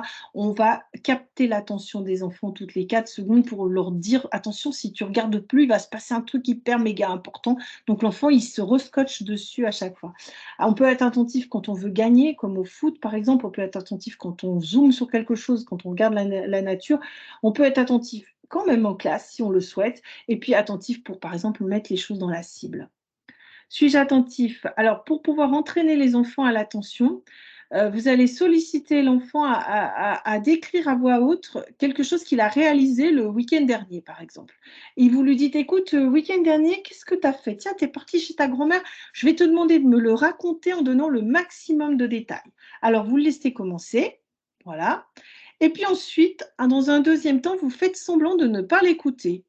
Par exemple, vous griffonnez, vous regardez sur le côté, vous parlez à quelqu'un d'autre. L'enfant va trouver que c'est très désagréable de pas être écouté et là, vous allez lui montrer comme quoi vous pouvez être vite distrait et ça, c'est ce qui se passe en lui quand il est distrait dans la salle de classe, sauf qu'il en a pas conscience. Pour pouvoir être attentif, il faut être d'abord attentif à ce qui va être nous distraire et pourquoi ça me gêne que l'autre ne m'écoute pas et qu'il soit pas attentif. Après, un deuxième exercice, on peut faire attention à son sensation de corps. Ça, c'est toujours très important parce que plus on est attentif à l'intérieur de ce qui se passe, et c'est ce que je vous disais tout à l'heure, eh ben, mieux on perçoit les choses et plus on pourra se concentrer. Et voilà. Donc, pourquoi pas avant les devoirs, on se détend sur un canapé, on ferme ses yeux et on se dit quel est mon niveau de fatigue, quel est mon niveau de motivation aujourd'hui pour faire mes devoirs et quel est mon envie d'être attentif aussi. Alors, on peut le faire en calant ça sur la respiration, ça c'est un petit peu de la sophrologie. On peut voir si on est plutôt lent, rapide, si on est stressé, et cetera. On peut calculer le battement de cœur. Les enfants adorent prendre leur pouls au poignet et au cou. Ça les calme, ça leur permet de se recentrer sur eux pour pouvoir découvrir une matière ou un devoir. Ensuite, il faudrait focaliser parce que quand on fait trop de choses à la fois, vous voyez, quand on est sur son écran, on peut aussi, tomber dans le précipice. Donc en fait, on ne peut pas faire plusieurs tâches à la fois, en sans on ne peut pas se consacrer pleinement à tout. Quand on commence tout, même au travail et qu'on termine rien, finalement, on n'est pas efficace et le mono-testing, c'est utilisé dans les entreprises où on vous demande de commencer quelque chose, d'aller jusqu'au bout avant d'attaquer autre chose. Et pour cela, on peut fractionner en petites tâches, on peut faire des pauses régulières, on peut mettre son téléphone en silencieux. Et bien ça marche très très bien avec les enfants, les ados, même ceux au collège, parce qu'il y en a beaucoup qui travaillent aussi avec leur téléphone parce qu'il y a besoin d'aller sur Pronote ou sur École Directe pour pouvoir avoir des informations. Et ben, en même temps, ils ont aussi, toutes ces notifications qui vont couper leur attention, qui vont, voilà, mais même nous, si on veut vraiment faire un travail sérieux, mais coupez les téléphones ou mettez-les en mode, repos ou mode travail.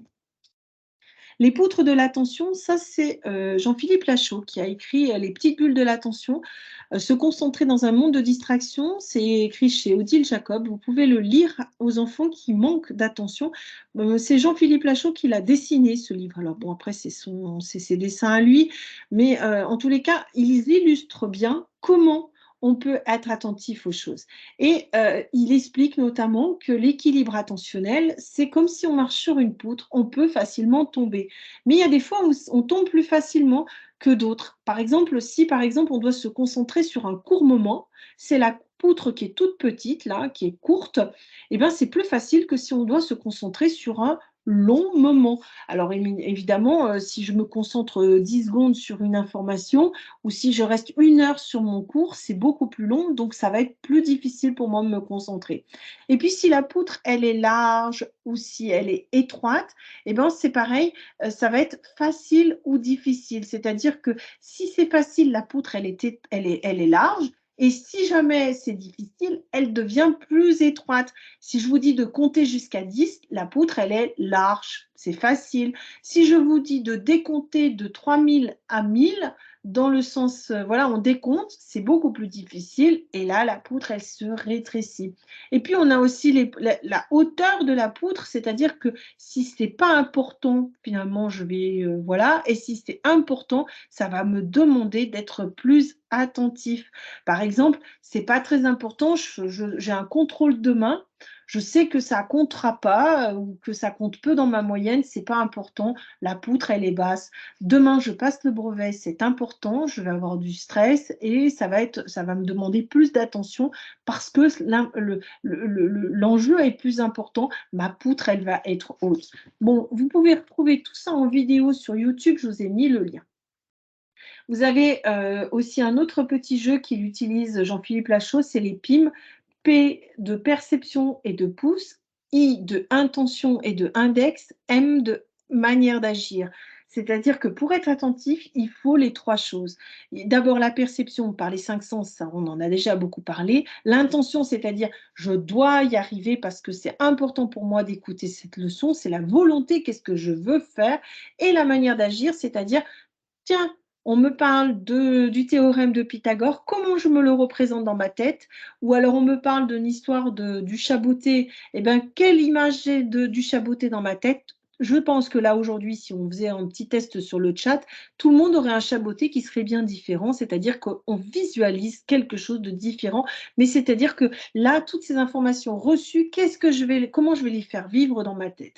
Donc, pour être attentif, PIM, perception, intention, manière d'agir. Pareil, vous avez sur YouTube des petites vidéos qui montrent ces explications avec Jean-Philippe Lachaud.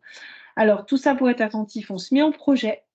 Je décide d'être attentif ou de faire attention, je dois le vouloir, je regarde, j'écoute, je perçois les informations, je manipule pour capter l'information et en troisième moment, j'agis, c'est-à-dire je dessine dans ma tête les pensées, j'ai des représentations mentales et ça, on a Antoine de la Garandrie, si vous voulez en parler, en lire et aller un peu plus loin, qui travaillait énormément sur les représentations mentales. Favoriser la concentration, on ne demande pas deux choses en même temps aux enfants, on fait qu'une chose à la fois. On peut lui demander au départ s'il est inattentif, peu attentif, très concentré, vous voyez, sur une petite courbe comme ça d'attention. On va morceler les savoirs pour fixer des petites missions, vaut mieux des petites missions, la poutre elle est plus courte. On va installer des petits rituels d'attention, c'est-à-dire qu'on peut se masser les tempes, je ne sais pas, comme je disais tout à l'heure, se remettre dans une bulle ou faire le focus avec je ne regarde dans le tunnel de l'attention qu'une chose, ou je fais la photo du mot. On peut, pour les enfants trop impulsifs, utiliser le stop, think, go, c'est-à-dire stop, je réfléchis et j'agis. Ça nous permet en fait d'augmenter un petit peu le temps d'attention. C'est surtout sur les enfants qui ont des problèmes d'inhibition, qui vont trop vite dans ce qu'ils sont en train de faire ou de parler avant que le prof ait fini de poser sa question. Ensuite, on va essayer d'aider l'enfant à repérer tous ces signes qui annoncent une déconcentration. Qu'est-ce qui se passe quand je commence à me déconcentrer? C'était le premier petit jeu qu'on a vu au tout début. La technique du Pomodoro, c'est un Italien, Francesco Cirio, qui est un étudiant, qui dans les années 1980 a eu cette idée d'imposer des rythmes entrecoupés de pauses.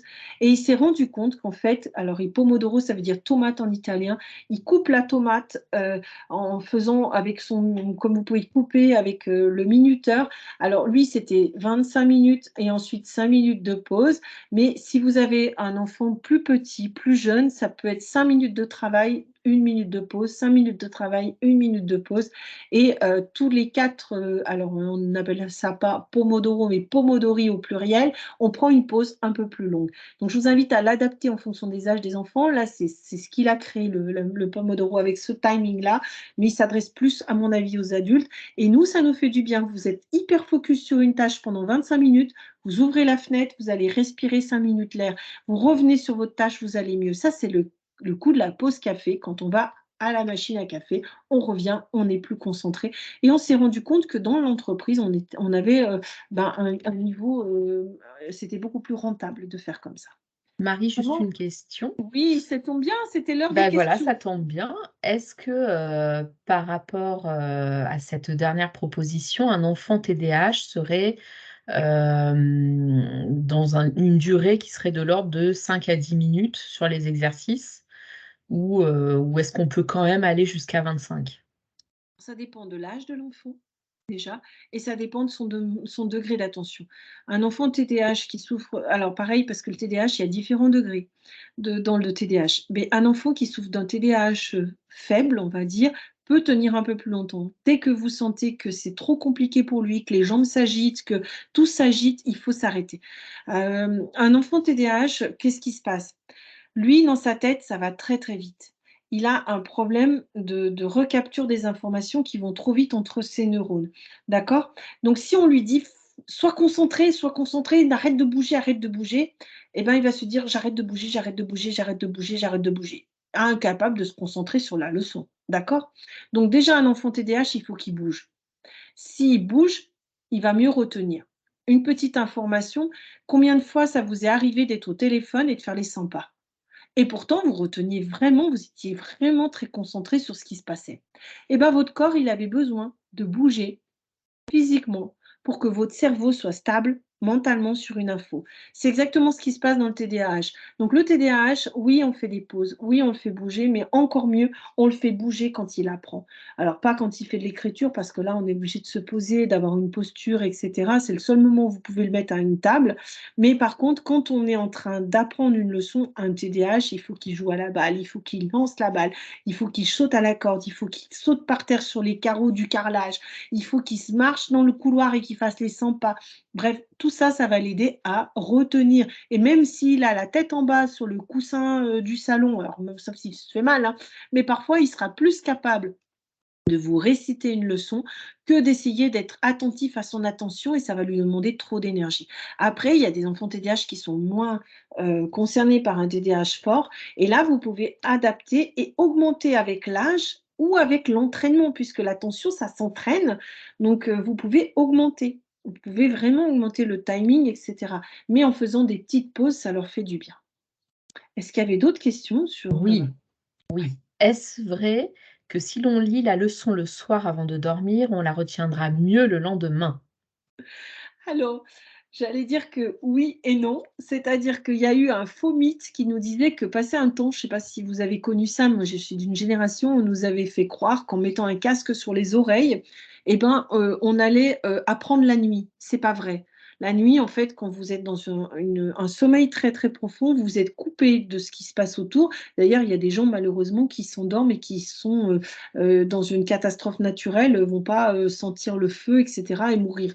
Donc c'est vraiment pas possible. Par contre, je dis oui et non parce que oui, si on relie les choses, mais comme on peut les relire plusieurs fois, voilà, dans la journée, le mieux, ça serait de le relire le soir et le lendemain matin parce que du coup, on réactive les circuits neuronaux et on réactive cette courbe-là de la mémoire. Donc, c'est de revoir sa leçon plusieurs fois qui va faire que ça va nous permettre de retenir. Et en effet, si on la relit au moment d'aller se coucher, notre fameux hippocampe qui lui fait vous savez, qui va faire le balai, qui va nettoyer, qui va se dire est-ce que je garde l'information ou pas, il va se dire tiens, quand même, il l'a revue cette information, je l'ai entendue 2 fois, je la mets encore un petit peu de côté, peut-être que je l'oublie pas tout de suite pour demain. Par contre, ce qui est mieux, c'est quand on le relit encore le matin. D'ailleurs, un enfant, on parlait d'enfant TDAH, vous savez que le matin, on se réveille, on a un taux d'attention qui est à 100%. L'enfant TDAH, il est déjà qu'à 80, hein, parce qu'avec son déficit, c'est un trouble neurobiologique, un trouble donc, qui est avéré, qui est diagnostiqué. Donc lui, il a déjà que 80%. Donc si vous voyez que à midi, il est plus qu'à 50 et puis que le soir, il est plus qu'à 10, c'est peut-être pas le moment le soir de faire les devoirs. Il vaut mieux revoir une leçon pour lui le matin parce que son capital attention, sa batterie d'attention est beaucoup plus importante. Alors, question suivante, en termes d'attention, 1 heure de travail et 20 minutes de pause, est-ce bien? Alors ça dépend, il vaudrait mieux fracturer, fragmenter plutôt cette heure, parce que 1 heure, et alors ça peut se faire chez l'adulte, j'allais dire, chez l'adulte qui a toutes les connexions neuronales et notamment, cette maturité au niveau du lobe frontal. Les fonctions exécutives, elles sont acquises vers 25 ans, c'est-à-dire que toutes ces fonctions-là, elles sont longues à être mises en place. Même un ado n'a pas la même capacité d'apprendre et de se concentrer que nous, donc c'est important de faire de plus petites pauses. Un adulte, 1 heure 25 minutes, pourquoi pas? Bon, un enfant, il faut vraiment fragmenter davantage. Il vaut mieux couper les choses. Merci Marie, on peut continuer. Merci beaucoup. En tous les cas, les questions, elles étaient, j'espère que j'y ai répondu et que vous dites bien sur le chat, mais en tous les cas, elles étaient pertinentes. La motivation, connaître les secrets de la motivation, ça intéresse beaucoup de personnes. Alors ne vous endormez pas tout de suite. On va voir comment on peut rester motivé pour apprendre ces leçons. Alors les secrets. La motivation, c'est une force à intensité variable, hein, qui nous pousse à atteindre un objectif ou pas. C'est-à-dire que ou je me dépasse ou je fais pas grand-chose. Et souvent, les ados nous disent j'ai la flemme. En général, les enfants, ils adorent savoir, mais ils n'aiment pas apprendre. C'est-à-dire qu'ils sont très curieux. L'enfant de nature est curieux. On met un enfant dans une forêt ou un ado, je ne sais pas, dans un endroit où il ne connaît pas, il a envie de savoir. Par contre, il n'a pas envie de faire l'effort d'apprendre. Et ça, c'est compliqué. Alors souvent, on a même des enfants qui sont sur la motivation, donc c'est-à-dire que là, il y a plus du tout de motivation, une perte de confiance en soi, une perte d'envie de travailler, de se lever pour aller à l'école ou pour apprendre, aucun aucune motivation, et ben là, on est sur la motivation et on a, une chute des résultats et une perte de confiance, voire, c'est le début du décrochage scolaire. Donc quand on voit que l'enfant est en train de perdre de l'énergie de motivation et que s'amenuise au fur et à mesure, qu'on n'arrive pas à la motivation parce que ça, c'est vraiment très compliqué après à relever. Alors quand on n'est pas motivé, c'est que parfois on peut avoir, comme je vous disais tout à l'heure, faim, soif, sommeil, envie de bouger, de se reposer ou manquer d'énergie. Ça, c'est les besoins du corps. C'est quand on manque de sens. Il y a beaucoup d'enfants, mais pourquoi on fait ça? J'étais en seconde et on était en train de voir, tout ce qui était, la naissance de la démocratie en Grèce et un élève de seconde m'a dit: «Mais moi, franchement, ces tablettes-là grecques, je ne vois pas bien, à quoi ça peut me servir aujourd'hui». Et on a travaillé là-dessus. Je lui ai dit: «Beh, écoute, démocratie, ça te dit rien pour aujourd'hui? Aujourd'hui, est-ce qu'en France, on est encore dans une démocratie? Est-ce qu'on n'utilise pas encore un petit peu ça?» Et là, tout d'un coup, les yeux se sont écarquillés et il y a eu une révélation du sens et là, il m'a dit: «Bah, maintenant, je vois pourquoi j'apprends cette leçon». Jusque-là, il ne comprenait pas pourquoi on l'avait emmené, dans l'Antiquité grecque ou romaine. Les méthodes de travail inefficaces ou inadaptées, c'est-à-dire que quand on n'est pas organisé, quand on n'a pas de méthodologie, quand ton enfant manque d'outils pédagogiques, eh ben, c'est très compliqué, hein. C'est un peu toutes les béquilles que les professeurs essayent de donner. Donc, si l'enfant ne les saisit pas ou les oublie ou vous les réactivez pas, c'est compliqué aussi. Manque de confiance ou perte de confiance en soi, c'est-à-dire que j'ai trop d'échecs, j'ai trop de stress et là, la peur, ça revient en mémoire et donc du coup, l'enfant va douter et se sentir incapable. Mais combien de fois, nous, on n'est pas sortis de notre zone de confort parce qu'on s'est dit: «Oui, bah, ça, je ne savais pas faire quand j'étais petite, donc je serai toujours nulle en maths, quoi, donc ça sert à rien de toute façon, j'avancerai pas». Problème psychologique, et ben, c'est ces peurs de ne pas réussir, peur de décevoir. Donc là, on n'a plus du tout de plaisir à découvrir et absence d'objectif. Si on n'a pas un objectif, on ne sait pas pourquoi on apprend, ça sert à rien. En CP, c'est important d'apprendre à dire aux enfants: «Mais pourquoi tu veux apprendre à lire?» Est-ce que c'est pour faire plaisir à la maîtresse, à tes parents ou parce que toi, tu as envie de découvrir des super histoires? Quelle est ta motivation? Et de demander à chaque élève de CP en début d'année: «Mais pourquoi tu veux apprendre à lire? Mais pourquoi tu veux apprendre à faire ça?» Et ben, c'est très important, même on peut le faire, je parle du CP avec la lecture, mais sur toutes les années.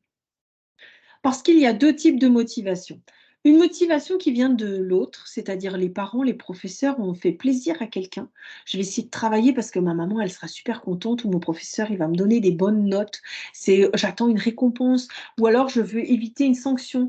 C'est-à-dire que, ben, je veux pas être punie si je fais pas mes devoirs, je veux pas être, retenue, si ça va pas ou alors je veux obtenir mon diplôme, mon brevet ou mon baccalauréat. Donc extrinsèque, ça vient de l'autre et c'est je dois le faire. Intrinsèque, c'est moi qui décide de le faire à l'intérieur de moi. C'est ma fierté, c'est mon intérêt, c'est moi, je vais réaliser ça, c'est parce que je suis curieux et c'est pas je dois le faire, mais je veux le faire. Et là, on change tout. Quand on est dans une motivation intrinsèque, on y arrive dans le temps, on ne capitule pas, on avance, on est trop, trop content. Et c'est pour ça que quand on est adulte et qu'on refait une formation, on est beaucoup plus motivé que quand on est un peu plus jeune et qu'on est «obligé» entre guillemets d'aller à l'école. Donc c'est important d'aller chercher cette motivation à l'intérieur de l'enfant, puisque c'est celle qui va durer le plus longtemps et qui va permettre des apprentissages qui vont s'ancrer plus longtemps au niveau du cerveau. Alors 8 pistes pour booster la motivation. Je les ai prises sur le site de Caroline Jambon. Vous pourrez aller voir sur son site, c'est «Apprendre à éduquer». Donc elle parle de 8 pistes pour poursuivre ses rêves. Donc déjà poursuivre ses rêves, c'est faire l'échelle de ses rêves. Donc on dessine en bas de l'échelle, dans la terre, des choses qui sont faciles à réaliser. J'ai pas besoin de trop d'efforts. Les montagnes, c'est un petit peu difficile, mais c'est réalisable et les rêves du ciel, c'est presque irréalisable, mais quand même, je vais y arriver. De toute façon, si jamais ton rêve, tu l'as réalisé trop vite, c'était pas un rêve, c'est un projet. Donc moi, je dis toujours qu'il faut avoir sur son échelle des rêves plusieurs niveaux pour avoir un grand, grand rêve. Et ça, c'est celui qui va nous permettre de nous accrocher à ça et d'aller jusqu'au bout et de tenir sur la durée. Deuxième chose que Caroline Jambon, elle a mis, c'est se faire confiance, être bienveillant avec soi-même. Alors, c'est-à-dire qu'on va essayer de se répéter positivement, j'essaie toujours de faire de mon mieux, si je ne perds jamais, soit je gagne, soit j'apprends. Adopter cet esprit de croissance, c'est-à-dire je n'y arrive pas encore, mais je vais y arriver tout au long de ma vie, je vais apprendre. Et on peut s'inspirer de personnes qui ont fait des erreurs. Alors, on en parlera un petit peu plus tard du statut de l'erreur, mais par exemple, l'inventeur de carambar, je ne sais pas si vous connaissez son histoire, c'était un chocolatier sur l'île et en fait, sa machine s'est détraquée. Et au lieu de faire de ces petits caramels comme il avait l'habitude de faire carrés, et ben, la machine, elle a allongé les caramels. Donc, ça a fait caramel en barre. Du coup, c'est devenu carambar. Et encore aujourd'hui, on mange du carambar. Comme quoi, d'une erreur, on peut y arriver. Et Thomas Edison, eh ben, c'est l'inventeur de l'ampoule plutôt. L'ampoule, il en a grillé plus de 10 000 avant d'y arriver. Et heureusement qu'il les a grillés, sinon ce soir, on ne serait pas là ensemble. 8 choses aussi, c'est se faire plaisir, c'est-à-dire changer d'endroit, mettre de la musique douce, de la lumière tamisée. On peut se faire des automassages pour se détendre, on peut imaginer des jeux, on peut raconter des histoires, inventer des histoires et jouer comme, si on joue, Louis XVI ou non, peut-être pas Louis XVI, j'allais dire plutôt Louis XIV, c'est plus valorieux que Louis XVI qui se fait guillotiner. Mais bref, on peut jouer un personnage historique, on peut mimer, on peut rapprendre des choses avec lui. Ça, c'est important. On peut résoudre des problèmes de maths avec comme des énigmes quand on résout une enquête policière.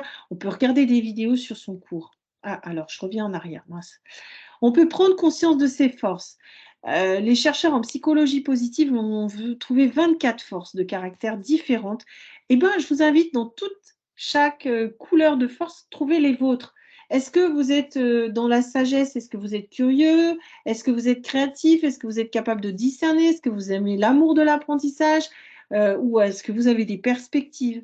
Est-ce que dans les forces courage, vous êtes courageux, vous êtes persévérant, honnête ou enthousiaste? Essayez de faire deviner à l'enfant quelles sont ses forces, au moins dans chaque item, pour voir comment il se connaît, parce que quand on connaît ses forces, on peut s'appuyer dessus et on va beaucoup plus loin. Définir des objectifs réalistes, c'est les fameux objectifs SMART, ceux qui se connaissent ça en entreprise. C'est-à-dire qu'il faut dire à l'enfant pourquoi tu fais ça et surtout, on va établir des petits objectifs qui vont être facilement réalisables, qui vont être précis. On va savoir qui, quand, avec qui, pourquoi, comment, atteignables, c'est-à-dire que moi, je suis capable de les réaliser même si je suis 10, multi-10 ou TDAH. Donc, je vais prendre un petit objectif que je peux réaliser. C'est pour ça qu'on fait des apprentissages différenciés au sein d'une même classe, hein. C'est-à-dire qu'on va permettre à l'enfant de réussir, de le mettre en situation de réussite. Il faut qu'il puisse atteindre. Si c'est trop compliqué, il n'y atteindra jamais. Évaluable, c'est-à-dire quand est-ce que je sais que j'ai réussi? Et ça va dépendre aussi de l'action personnelle, pas de celle des autres, mais qu'est-ce que moi je veux entreprendre? Qu'est-ce qui est bon pour moi dans tout ça? Et ça, c'est important de travailler, même si vous perdez 10 minutes au début des devoirs, mais pourquoi c'est important pour toi d'apprendre ça? Parce que si l'enfant met du sens ou met de l'importance, et ben là, c'est tout gagné pour les devoirs et pour l'apprentissage. La méthode des petits pas, c'est très important, c'est-à-dire chaque fois qu'on fait un grand pas, ça peut être compliqué. On avance par toutes petites étapes. On va par des petits morceaux. On va varier des exercices. On va faire des matières. Et il vaut mieux en faire un petit peu chaque jour que d'essayer d'en faire trop le même jour. On va chercher des encouragements. C'est-à-dire que soit on s'auto-encourage, ça c'est quand on est un peu grand, soit on va solliciter les encouragements de notre entourage. Il n'y a rien de pire que des parents ou des professeurs qui râlent toute la journée. T'as pas fait tes devoirs, tu t'es encore pas mis au travail, mais quand est-ce que tu vas faire ça? Mais c'est pas possible, mais tu vas t'y mettre dans la tête. Bon, bah ça c'est sûr, ça motive pas, hein. Le même parent ou professeur qui dit, tiens, tu t'es installé à ton bureau. Ah, tu as ouvert ton cahier.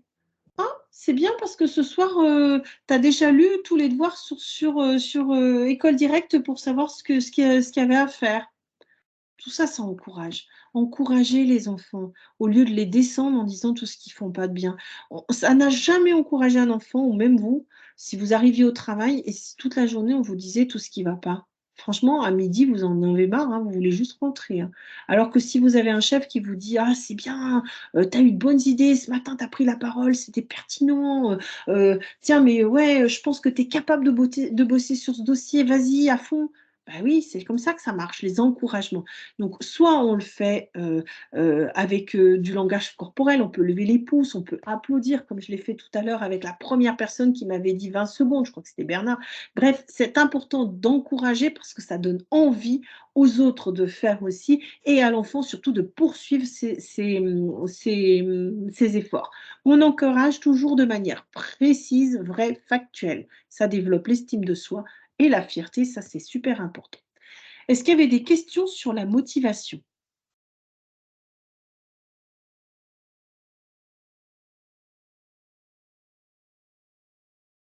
Ou est-ce que vous vous êtes endormi?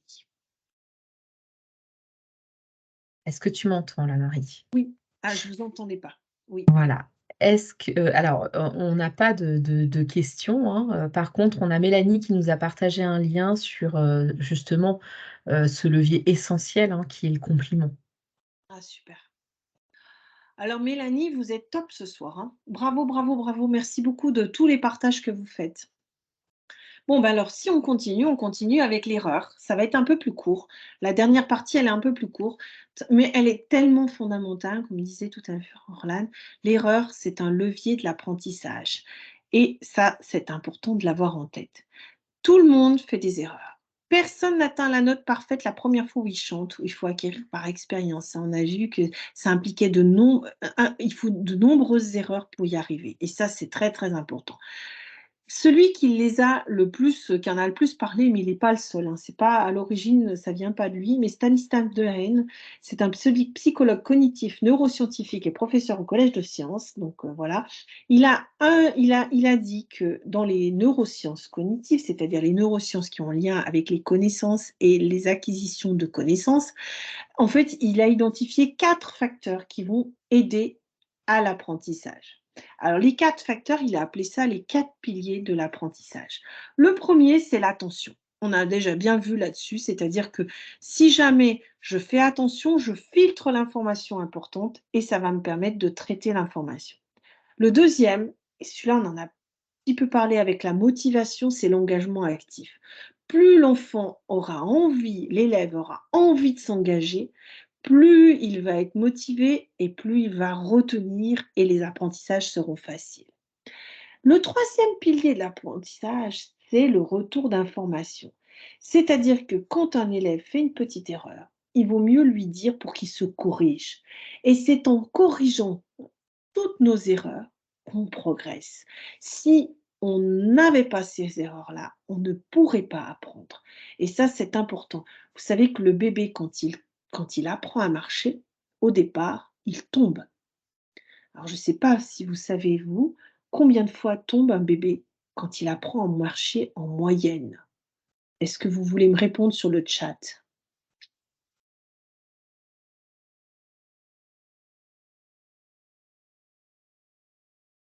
Est-ce qu'il y a des réponses? Alors, j'ai pas de réponse. Ah, Ah, alors 1400, 1400, 1000, 1000, des centaines. des centaines, Moi, j'aurais même dit 100 000, hein. 100 000. Allez, est-ce que quelqu'un veut encore jouer le jeu? 120, 120. Vous voyez, c'est comme à l'école des fans, tout le monde gagne, hein, de toute façon. Vous avez le droit de tenter votre chance. beaucoup. Beaucoup. Là, on Ah, là, on se là, mouille pas trop, hein. il y a quelqu'un qui me fait un petit exercice et qui m'a mis un 100 000 mais tout attaché. Ah! Alors là, oui, ça permet de ne pas faire d'erreur, hein, Orlan. Alors Un écoutez, 5, 150, 50. j'ai pas la réponse encore.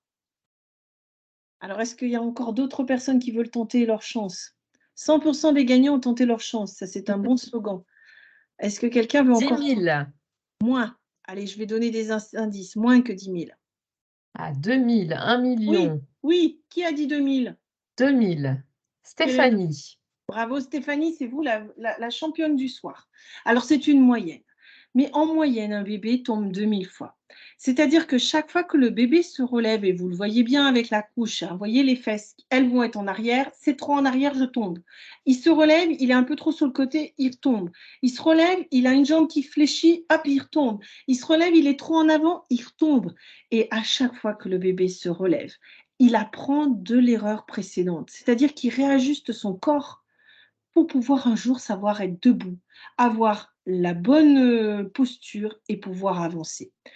Donc on est obligé de tomber pour marcher. On est obligé d'apprendre en se trompant. Donc vive l'erreur, faites des erreurs, c'est en se trompant qu'on apprend. Et c'est la même chose, alors quelque chose qui est plus proche de nous, le jour où vous avez appris à conduire. Alors maintenant avec des machines automatiques, des voitures automatiques, c'est moins vrai.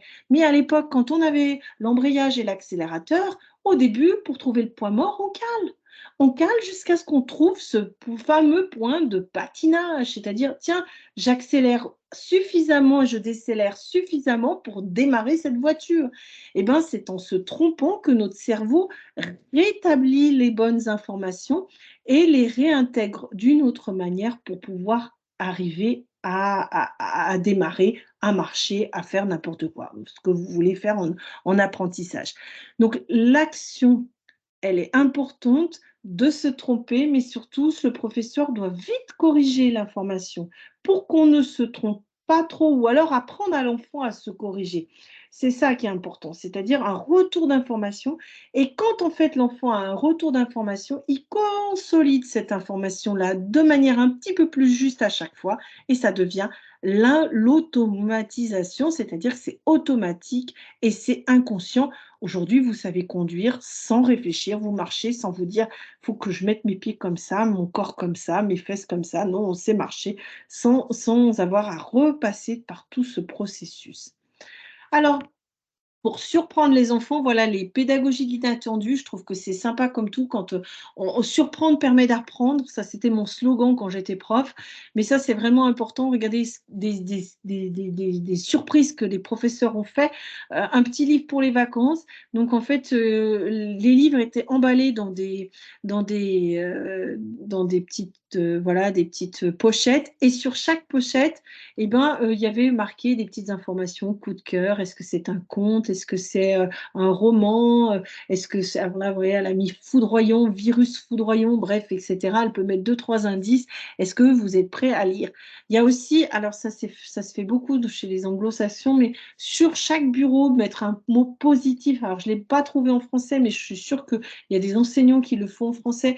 C'est-à-dire qu'avant, certaines épreuves de bac blanc ou du brevet blanc, ils ont mis sous chaque nom quelque chose qui s'adresse à l'enfant ou à l'élève et qui va lui donner confiance à ce moment-là.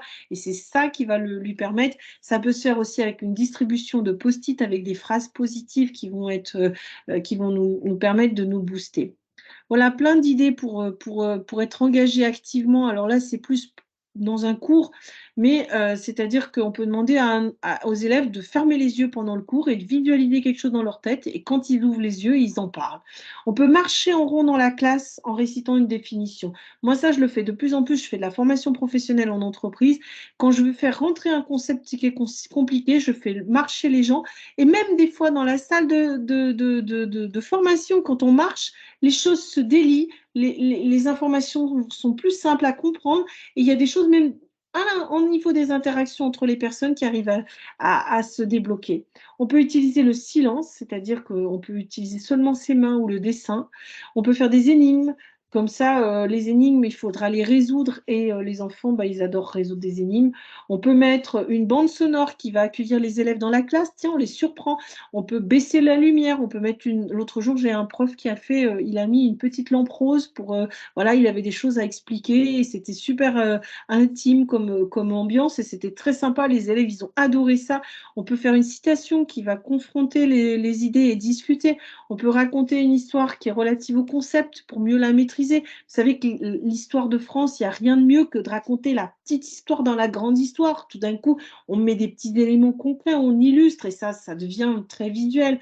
Voilà, on peut projeter des présentations sur le plafond. Vous savez, le vidéo proche, au lieu de le mettre sur là, on le met sur le plafond. Les adore, ils adorent quand ça change en fait.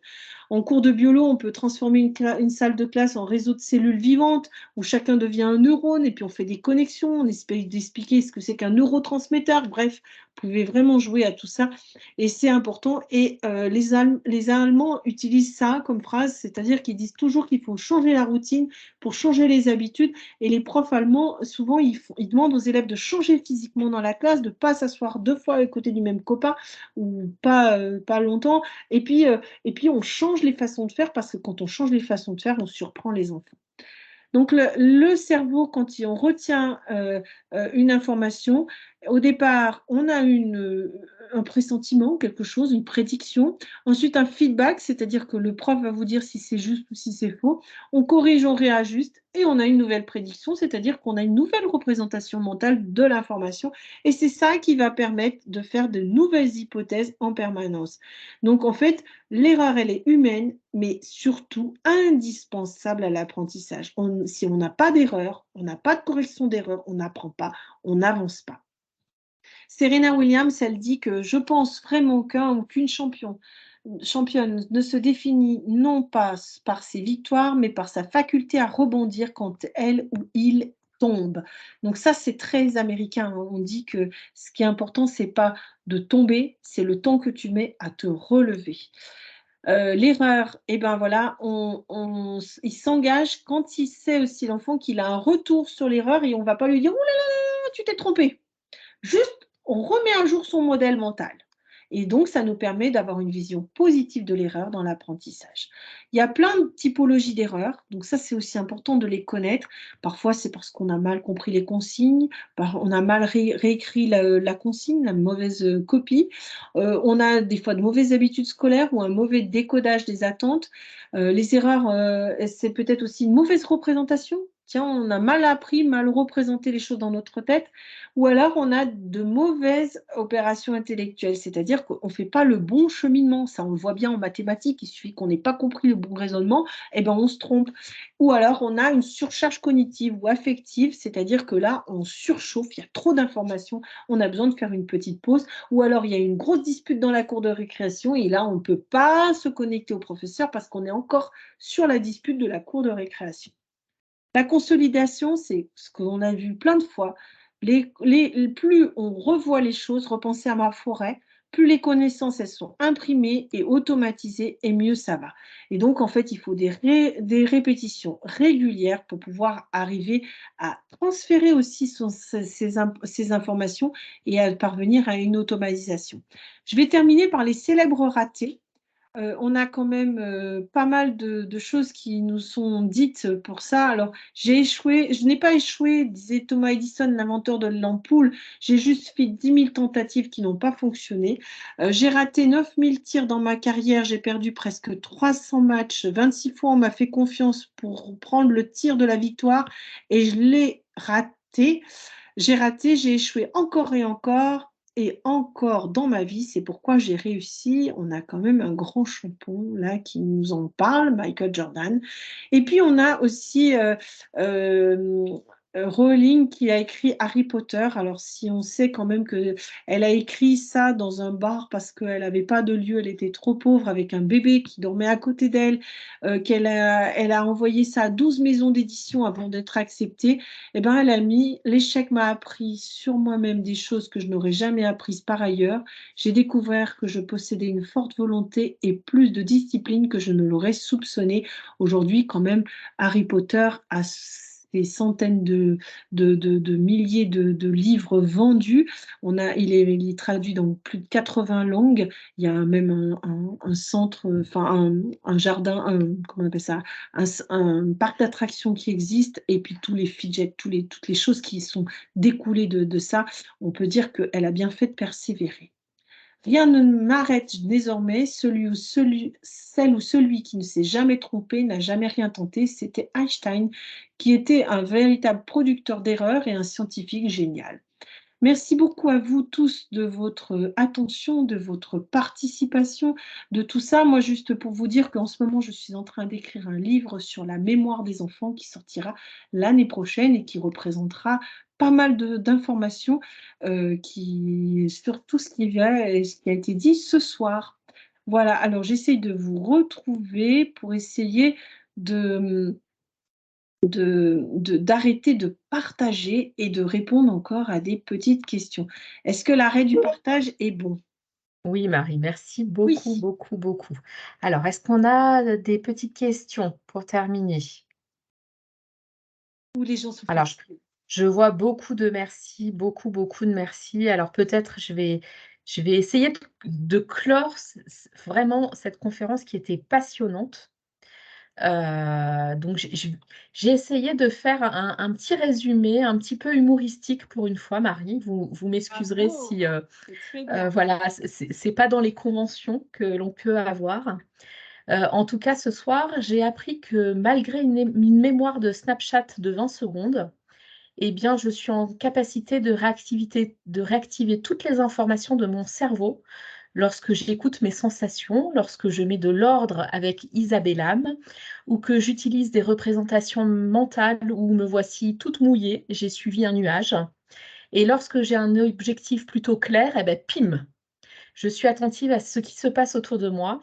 J'arrive jusqu'à un état de flow qui me permet d'être concentrée. Souffler, relire à intervalles mes acquis, une merveille. Et malgré ma flemme, je peux trouver de la motivation en y mettant du sens et en changeant d'endroit.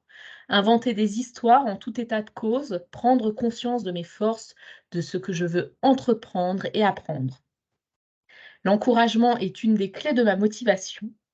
Alors j'espère ce soir qu'on m'invitera à faire des erreurs encore et encore, qu'on me permettra d'avoir des engagements actifs, qu'on me corrige mais que je me corrige aussi pour consolider ma petite maison des connaissances. L'erreur est positive, alors apprendre à chuter parfois pour re-questionner mes pratiques sont essentiels pour formuler mes réponses ou revisiter mes acquis. Je terminerai avec un petit avis à mes collègues et à tous les parents que je peux croiser parfois. Sachez que lorsque je suis au téléphone et que je marche en rond, eh bien ce soir, j'ai appris que ce n'était pas la folie qui me gagnait, mais juste un tableau plus clair pour accueillir nos échanges. En bref, continuons à faire 10 000 tentatives pour que notre volonté d'apprendre soit un des piliers de la confiance en soi. Je vous souhaite à tous une très belle soirée. Merci beaucoup. Merci beaucoup, beaucoup, beaucoup. C'était fantastique. Votre petit mot à la fin était merveilleux. Merci beaucoup de votre confiance. Merci à tous d'être restés jusqu'au bout et prenez soin de vous. Moi, je suis, super, enthousiaste de voir toutes ces bonnes idées qu'on s'est partagées aussi sur le chat et merci encore pour cette prouesse, Orlane, ce texte qui en dit long sur votre a attention sur cette conférence et l'humour et tous les mots que vous savez mêler. Je pense que vous pouvez écrire un livre. Je pense que je vais vous laisser cette activité. En tous Voilà, les bonne cas, soirée à merci toutes et beaucoup. tous. Donc, juste vous rappeler que la semaine prochaine, vous recevrez le replay. Encore merci Marie. Ce replay est réservé aux membres de l'appel cotisant du Val d'Oise. Voilà, je vous souhaite à toutes et tous une très bonne soirée. Merci encore. Merci beaucoup. Au revoir.